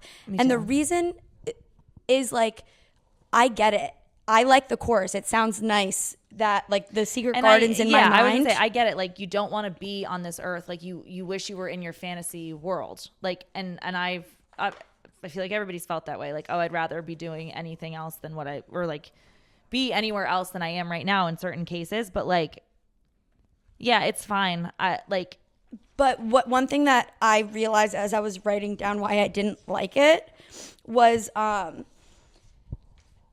again, the rhymes and the syllables are not pleasing to my ear at all. It is so incredibly off-putting, like the free verse thing in the beginning of like, it's not even like the without all the racist. It's like, whoa, that's just like thrown in there. And I don't, and this, like, you're trapped in the body of some finance guy. But then I like the chorus. I'm like, oh, that flows better. I'm like, oh, that's the point of the song, is like reality sucks and it's blunt and it doesn't sound nice and it's not pretty, but in my mind everything is perfect and la la la and it flows. Yeah. And I was like, oh, you know what, I get why she made it sound like that. So for that reason I understand, and I will give credit where credit's due, but that doesn't mean I like listening to it. Yeah, no, it's fine. It's never gonna, I don't think it's gonna grow farther than it is now. But yeah, like, I just get annoyed with people with the, like, she definitely didn't have to have that lyric, but at the same time, like, literally the next verse is like, yeah, seems like it was never even fun back then. Like, yeah, so she's basically saying, that, like, yeah, no, why wouldn't like it? Nostalgia is a mind trick. Yeah, but even people were saying, why did she even say that? Like, she wanted to throw it in there, but it's more so that she's saying it and like everybody else is like, oh, she's a buzzkill, she ruined the game. Exactly, right. And like, so she's like, well, F you guys. Then, and like, literally, that's I guess I ruined all the games. Like, and that's exactly what happened online. Like, that's, and it's like, yeah, but you, like, she's telling exactly what you're doing is what she's saying would happen when she would do that. Exactly. Like, yeah. Like, it's just like, the next verse, guys, the next verse. Yeah. Like, if I'd been there, I'd hate it. Yes. This song, to me, I get it. And I like hearing the chorus, but it's like similar to Closure. Like, I love the sound, how the sound is supposed to meet with what it is. And that's what this is. Like, yeah, it sounds messy and it doesn't fit when she's talking about reality. And then when the chorus is going into somewhere beautiful place, that's why it sounds better in the chorus. And so I was like, okay, for that, okay. Yeah. But it's still a 3.5. I still am just like, too. whatever. And then it's Thank You, Amy. This is my least favorite song. Oh my God, really? Yeah. Like, I like the pettiness of it. I don't like any of the rest. But what about the way that, like, for me, if it's something that has to be like, I have to skip it, it's because I don't like the way it sounds. And like, regardless of what it's about, like, I think it's like, oh, it's nice. Like, yeah, I don't love the sound of it either. Like, it sounds like an end of a movie to me, of like happiness and like freedom. Yeah, and I guess part of me, like, it's, again, like, the pettiness in it is fun. I also just, like, I don't know, like, I didn't need it. Like Okay. I feel like it's almost like, and again, she doesn't care. She's doing what she wants. But it's also like, you're about to get so much fucking shit for this. And I don't like the song enough as like the way it sounds to be like, oh, I'm so glad she did this. Do you know what I mean? Like I don't mind the call out and being petty. Like, and I feel like Kim didn't get enough shit for what she did. Yeah. Like, I truly do think that. But like, I just don't like it as a whole to be like, oh, like if it sounded different, maybe I'd have been like, fuck yeah. Like, I'm so glad she did this. But like, now I'm just like, like you wasted the call out on a song I don't like enough to like be happy that you did it. Like, I'd rather you didn't. You know what I mean? Like, yeah. Is there something in it that like, you know how I was saying for Florida, I'm like, I get it. The sound is just not for me. I don't think it's bad. I think everything was intentionally done. And I think maybe, but it's not for me. But like, do you feel like, no, I get that other people like it, or do you feel like how I feel about Fresh Out the Slammer, where I'm like, I think they missed the mark, and I think they did not do well with this. No, I mean, like I could see why I just other am curious. I could see why other people might like it, but I guess I also just don't. To the same sense of like, it sounds like it's the end of a happy movie, but like it's a diss track, and I get maybe that's what she was trying to do with the juxtaposition of it, but I'd rather it be a scathing song. Yeah, but but it's because she's saying like, I'm saying fuck you aIMee to the night sky, but at the end of the day, I'm so grateful, and I would never take back what would happen because I'm so happy right now. But to me, I'd be like, we don't need this then, because now you're just bringing it back up and getting people annoyed. And again, if I liked the sound of it, I'd probably like it more, but I don't like it. Yeah. Like, I don't like the, like when I get to Thank You aIMee, I skipped it once because my two favorite songs are the next two. Yeah. And maybe that's part of it. Maybe I'm just like, okay, I want to get to the next one because my two favorite songs are the next two. I can agree with. Like, so maybe that's what it is more than like me actually not liking it. Yeah. But I can agree with that. It is. I agree. I do love the like. Maybe you've reframed it in your mind. Like, I don't think you've changed much. I do love that part because it's like she really hasn't. Yeah.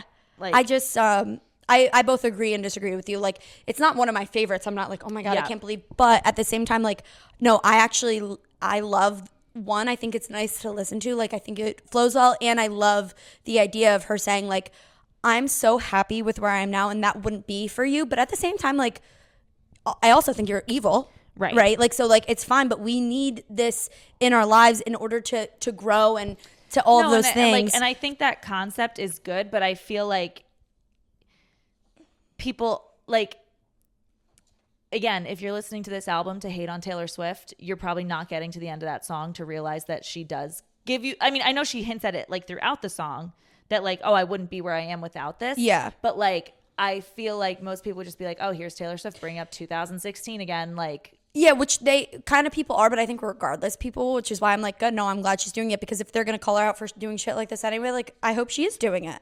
I just wish I liked the sound better, yeah, I think. Yeah, like, I don't mind her calling Kim out. Like, I like it because of the diss. Like, if this was not a diss track, it would absolutely be a skip. Do you know what I'm saying? Like, yes. I like that she did it, but I don't like the way it sounds. So if it was anything else, I probably would just be like, meh, next. Yeah. Do you know, like, for the same reason, I don't know. It's just like a weird song for me. I know like, what you mean. It's just, not, for the same reason I wish she never did it.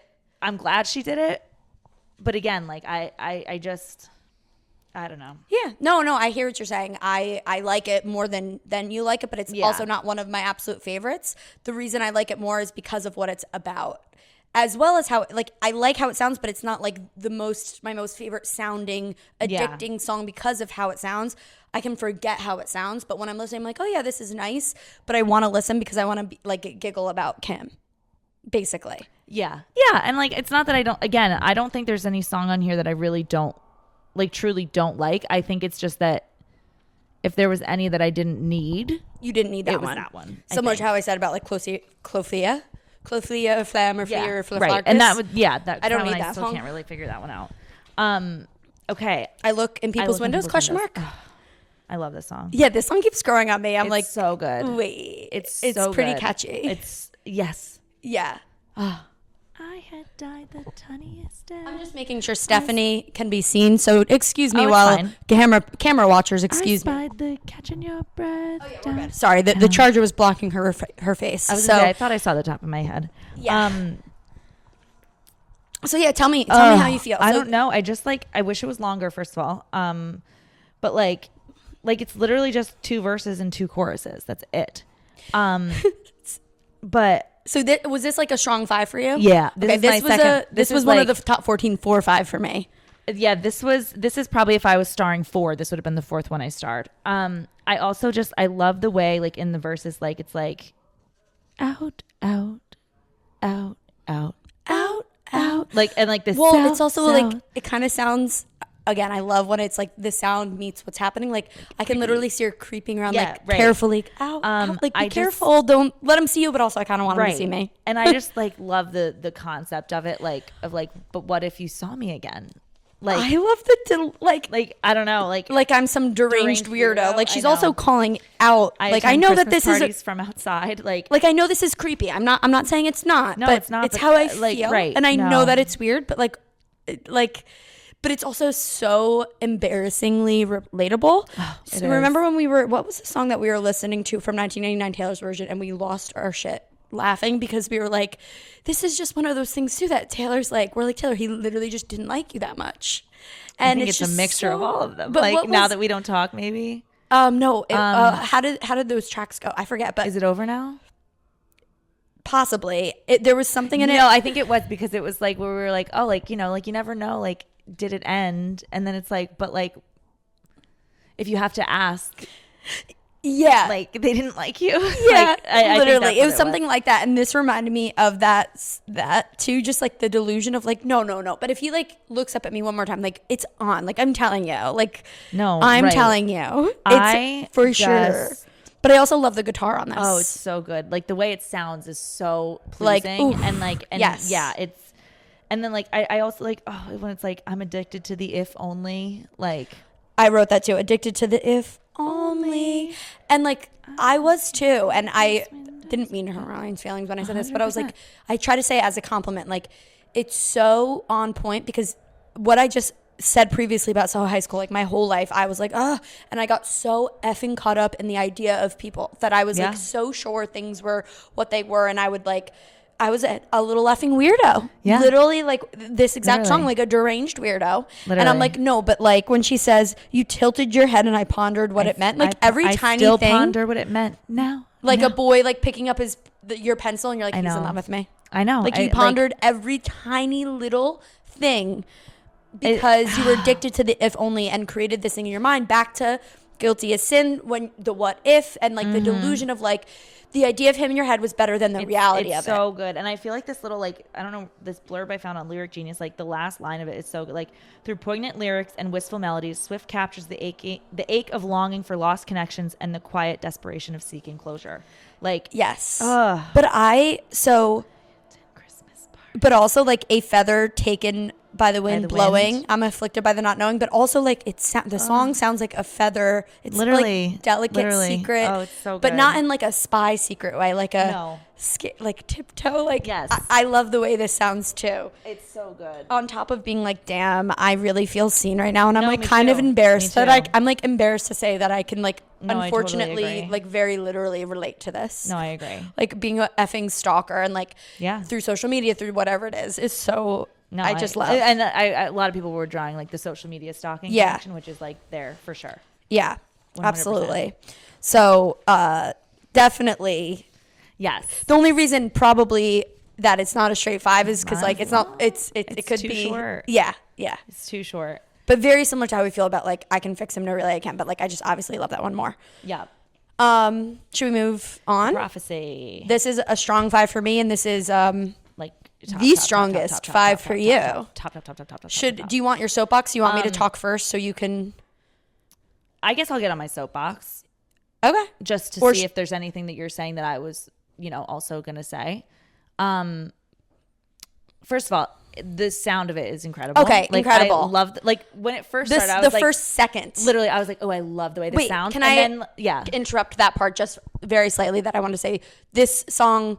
For some reason, Ryan and I kept playing the songs but weren't listening to them as we were packing everything up when we were done. So we didn't do it. But both of us looked up and said, whoa, we really love like how we were like, well, we love the sound of it, but I didn't know what it was about. Yeah. And I was like, oh, I can't wait to listen to this one tomorrow, both of us, based on the way that it sounded. And then it obviously lived up to what and like what it sounded like. Yeah, like the first time I heard it, I literally like for like the second half of the song, I was just like holding my heart, and I still hold my heart when I listen to the song. It's like, and I cry most times. Like, and also just the sound of it, like when the verse finally starts too, like hand on the throttle, thought I caught lightning in a bottle. Again, it's the stress, unstressed. It's so good. The syllables are perfect. The rhyme is perfect. But then even the switch up in the chorus, please, I've been on my knees. I just feel like it's like a very don't want money, just someone who wants my and yeah. Sorry, keep going. I'm so sorry. You're good. It's your soapbox, not mine.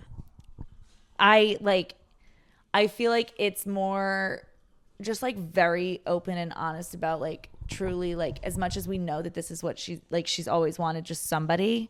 Like I feel like it is very much the most like direct and desperate she's sounded in it. And like I love the sense of like the prophecy, like her destiny being this fame and fortune, but it's just like no, but like if I could have like someone to keep me company, like I'd be fine. Like I don't need, like it just makes me so sad. And like it makes me so sad thinking about when she probably wrote this. Like after Maddie and after Joe, like just continue again like Trav. Right. And then it makes me like also just love the song even more. Imagine, because I'm like, oh my God, like she put this album out with being single right now. No, I'd be like, I would literally, I don't know if I would be able to listen. The reason I don't cry every single time I hear it is because I know she same is to happy. So Long London with the I'll Find Someone. Right. I don't think I could stomach the song or this song. I know. If we didn't know she had Travis. And I love the I like the pat around when I get home. I guess a lesser woman would have lost hope. A greater woman wouldn't beg. But I looked at the sky and then said, like the howl like a wolf at the moon. I love. I love. It's like the Coven and the Sorcerer's Table. Like it's so Steph. Good. It's so all around the sound, the lyrics, the emotion, and the feeling. Yes, and like the amazing. Like, ooh, yep, so good. And then obviously the way she ends it, like the outro again, and then like the way she says please at the end. Like it's but I looked to the sky and said please. Like barely like audible. Oh, everything about it just like I love so much. So much.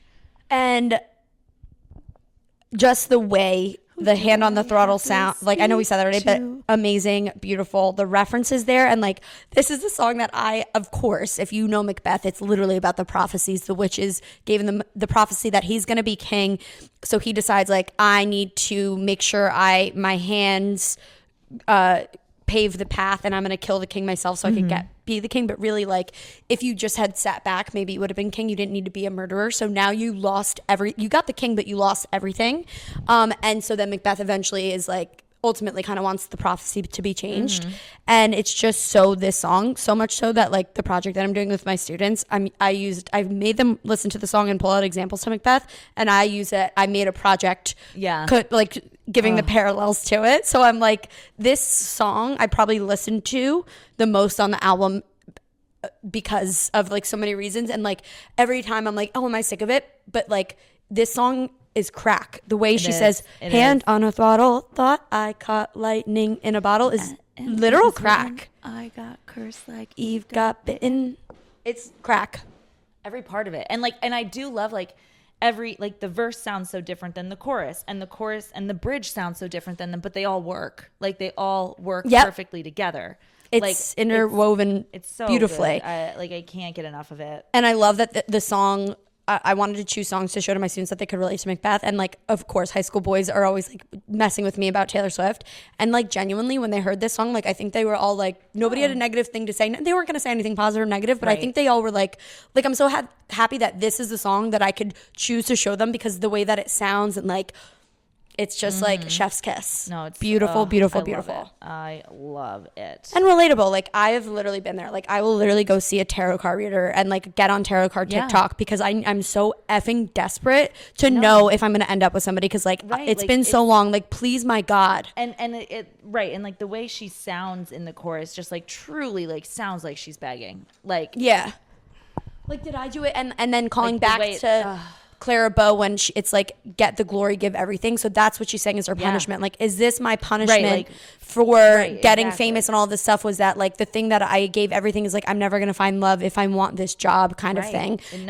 But really all she wants, she's like, it's not the fame. I really, literally, I don't care about the money. Like, I'll give it all back. I want to take it back. Can I change the prophecy? Like, you said that I'd be everything and I'd be great, but actually it's just the love that I want. Right. I don't want to be lonely. Yeah.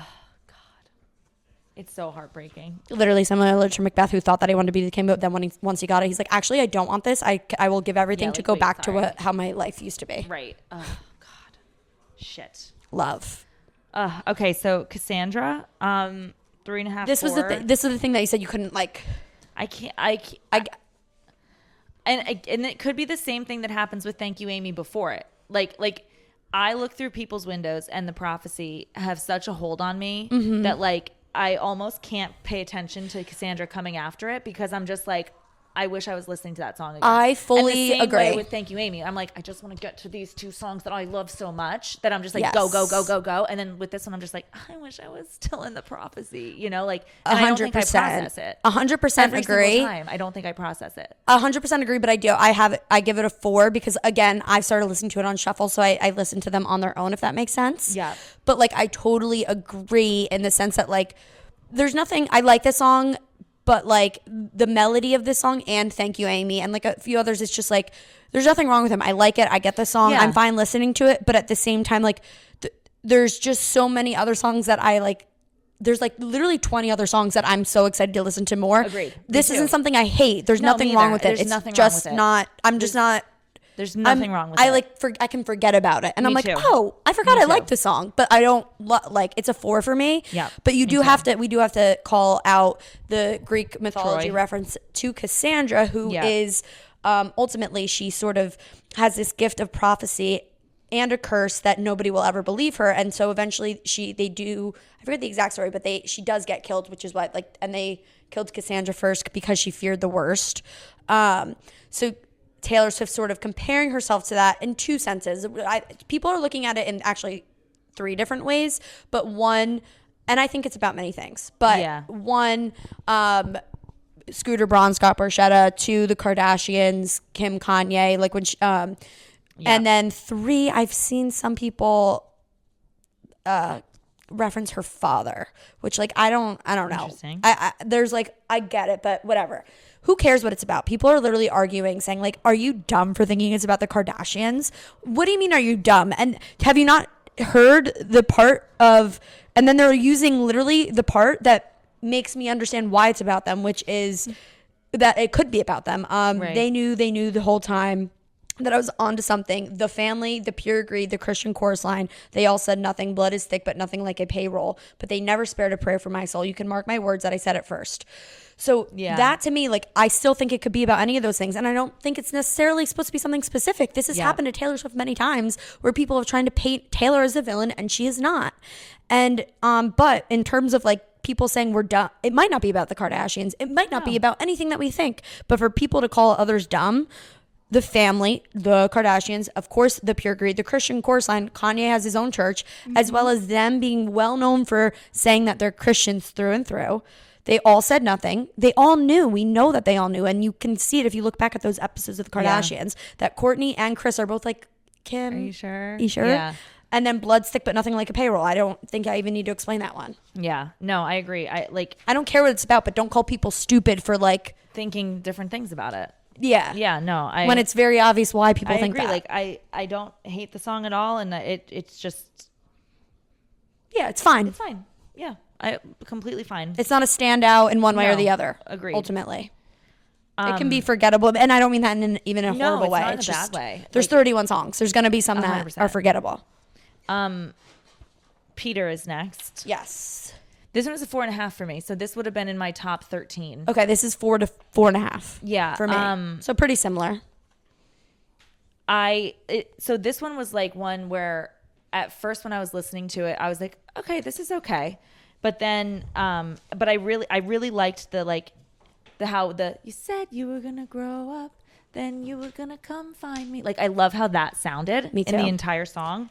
And then I think it was like in the bridge that I really was like, oh wait, I love this song. You know, like it was like, it took me till I heard the whole thing to like really, you know, like when it gets to like the Lost Boys and all that kind of stuff, like I woman who sits by the window turns out the light. Like that's when I was just like, oh wait, no, I love this. Like, yes, it's just, and then obviously the like the Maddie thing, like, oh, the reference into Cardigan, of course. And the Cardigan. Yeah. So that was one that like came to me later in the sense that like, and that's also the song that she said, like, I love Peter you, and you know who you are, this is for you. And I feel like it's almost like kind of how I said, I was kind of annoyed that the trilogy at first ended with them getting back together. Like, I almost feel like this is the alternate ending.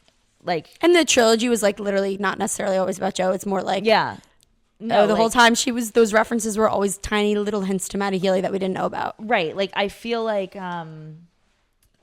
this is the alternate ending of like, no, I didn't wait for you. Yeah. And I kind of love that aspect because I didn't want her to wait for him in the first place. She finally closed the door on it. But yeah, the literally the said you were going to grow up, then you were going to come find me, just like is what makes this song for me. Like the way that sounds is so good. So like after listening through the whole album, this is one of the ones, and when it came on shuffle, came on like on my ride here, it came on right after Love of My Life, and I said this is exactly what I mean. I like this piano song more than Love of My Life. Mm-hmm. So like that's where Love of My Life fell a little bit, and sometimes repetition can be annoying, but not if it's intentional. The repetition here is so beautiful because it's emphasizing that desperation and like trying to. You said you were going to grow up, but then you were like, you said it. You said it. You said it. You said this. Yeah, you said you were going to come find me. Yeah, and I love that. I love the emphasis there. I love that it's repeated to emphasize, like we feel how she feels in that. We can feel her emotion there, and I love the. Hold on. I love the repetition of the hold on. I can't exactly pinpoint it, but I love the way it sounds. And I also love the line. I have to find it. The one of something is not lost if perspective is earned. Now, where is that? Yeah, it's in the bridge. Line? With your feet on the ground, tell me all that you'd learned because love's never lost when perspective is earned. Love and is you never said you lost. Couldn't get me, but you were 25 and the shelf life of those fantasies has expired. Yes. So the concept of it's simple. It's again simple, but I think it's actually quite profound of like what she's trying to say is like love is never lost. There's no love lost if while we were lost you gained perspective. Except because like you were gonna tell me all that you learned I'd hope you return with your feet on the ground to tell me all that you've learned because love is never lost when perspective is earned. Except you never gained perspective. Right. You never gained the perspective that you were supposed to. Puzzle piece. You never effing grew up. Because you said you were going to grow up, then you'd come find me. And then, forgive me, pleader. Please know I tried to hold on to the days. I love that line too, the way that it sounds. The one. So yes, 4.5, and like I love it. Yeah, and it's like a grower kind of for me in that sense too, because again, the ending songs here were like. What's next? The Bolter? The Bolter's okay, next. yeah. But then like whatever. There was just a few like there's a lot of like names at the end and then like some piano whatever agreed. That was like it's hard. So I like them more when these end ones more when I put them on shuffle. I like them more. It makes sense. Wait, the Bolter is next? Bolter's next. Cool. This is a strong 5 for me that grew, another big grower. And Ryan listening to it, I just wanted to mention he also said 5 out of 5 for this song. And I know you it's a 4. Yeah. Okay. I wasn't sure. I was scared that this was going to be your skip one. I was like really afraid. I like everything about it, and I like the sound. I like kind of even like all of the meaning behind it. I think it's I just think there was too many that I liked more. Right. It's not. Like, there's nothing wrong with it. No, not at all. Like, and I do like the way it sounds. Like I really do. Yeah, I said basically this is a 5 for me. I'm obsessed with this song. I love it more and more every single time that I listen. My God. By all accounts, she almost drowned when she was 6 in frigid water. And I can convert she made so I love a curious child ever reviled. Love the way it sounds. I love the rhymes, but my God in heaven, the part that sends me over the edge is, do you know? Would you be able to guess? I'm not saying could you be able to guess because I'm trying to find it with my eyes and I can't find it. She was leaving, felt like breathing.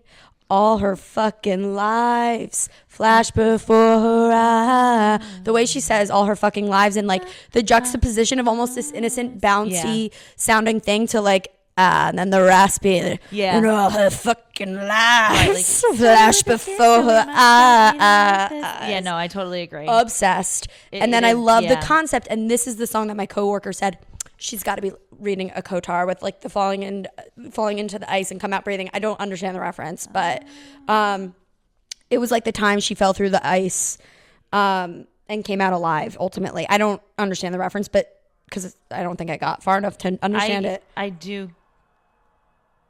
Oh, that reminds me. The prophecy gives like a lot of like Bat Boy vibes from ACOTAR too. Yeah, but I could see it. I get what it's the bolter. Yeah, and nice bridge. It sounds like she's sprinting, which is what it's about. Like it goes like quick, which is that's what I wrote. I just want to quickly remember it. Oh, they knew. Wait, that's the wrong song. And I won't confess that I waited. No, where the hell? Where am I? Where the fuck am I? Help me. Flip it. It's gonna be the next. She's page. been many places. So what the hell Out is the drive one evening is at the start of the next. That's still yes. So which one is the bridge? Because it doesn't tell me, and I'm confused. No, because this is one of those ones that it's she's been many places. Oh, that's it. Is thank you. Yep. Men of many. Like you know what I mean? Like it's like quick and it's like the tense. It's like the tension's building and building and building and that. And I love. Yeah, it's a 5 for me. In escaping. Ugh. And I love the line. I want to put it somewhere like. And as she was leaving, it felt like freedom. Yes. Except my problem is I always say breathing.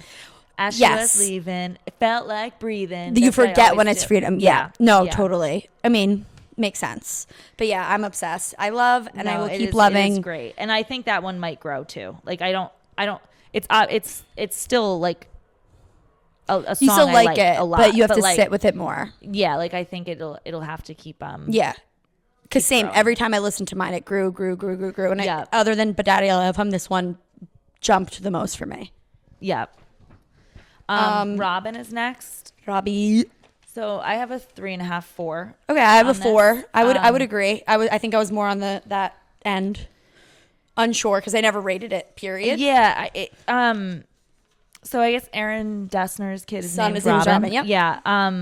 I like the message behind it of like preserving innocence. A child's innocence. Like I appreciate that. I love the way to go, Tiger. But I don't know if there's anything that sticks out.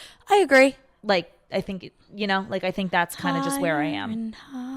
Yeah, absolutely. I like it. I don't skip it, but like there's nothing that I'm like a 50-50. Like, I can't wait till this part comes. Like 100%. But then it took me a while the first time I listened, I listened without the lyrics. I was like, what is this about exactly? Because I wasn't reading it. And then it took me a while to fully grasp the concept. And I was like, what is she talking? Like, I knew it was about preserving innocence. And like, I understood it was about preserving innocence. And I'm like, oh, why does she keep mentioning like childlike? Like, who is she singing this to? Who is this about? And then you could take it in a billion ways. But for me, I think it's also not for Aaron Dessner's child named Robin, but I kind of think it's like also how Taylor Swift was treated in her life. And now she's saying like she kind of gets why, like,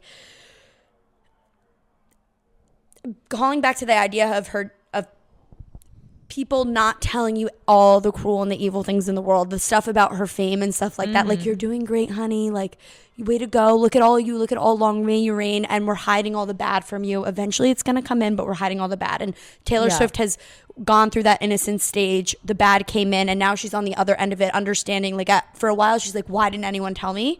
And now she kind of gets it, like, okay, we do need to try to preserve people's innocence for so long. And maybe we're like, I get why my dad did it to me for so long. Right. And I actually wish my innocence could have been preserved longer. Yeah. And again, this is just my take on it. I don't know that that's exactly what it is.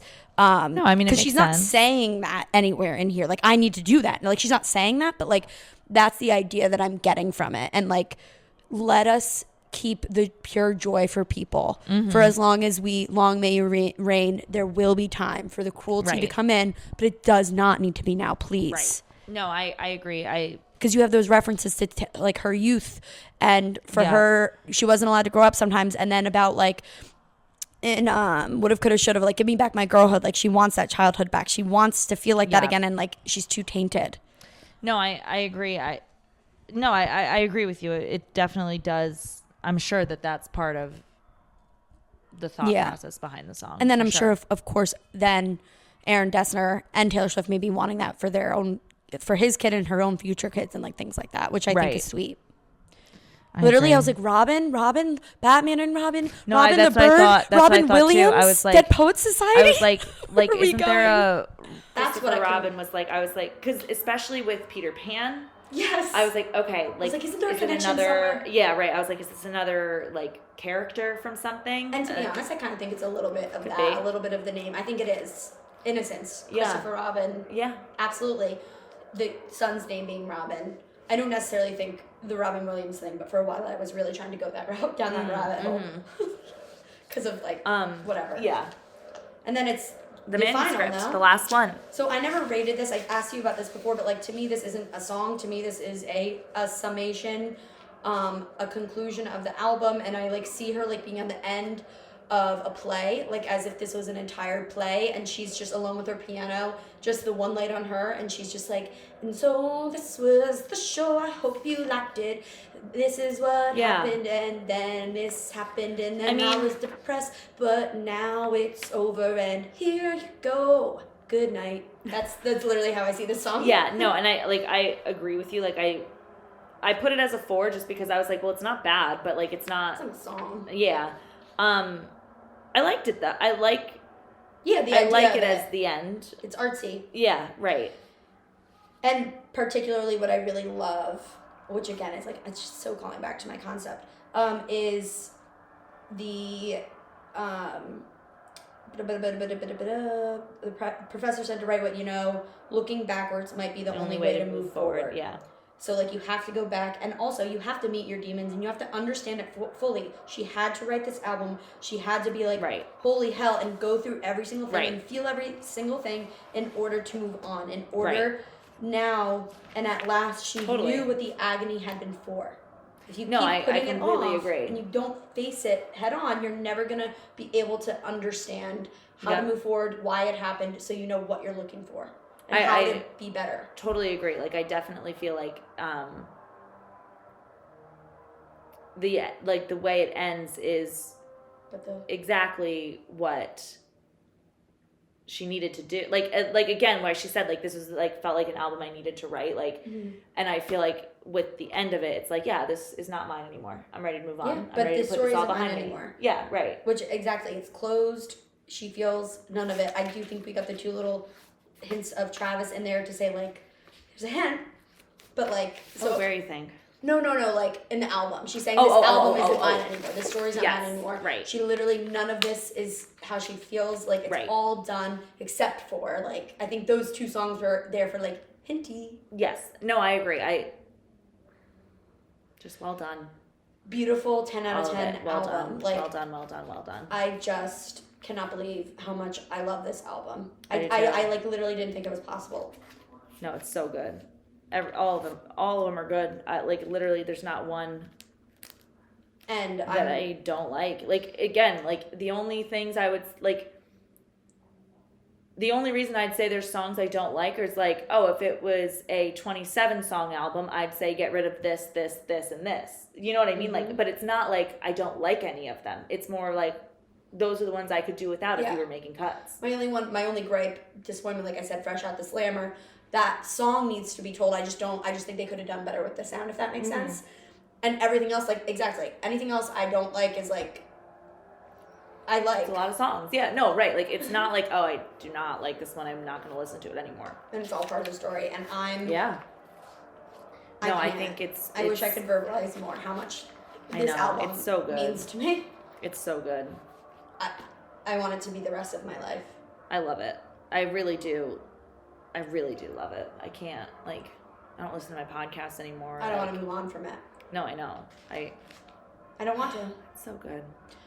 It is so freaking good. And I cannot wait to see when she's in Paris next, if she adds a set, because it looks like it. Yeah. Based on those, like, the rehearsals that she's back in.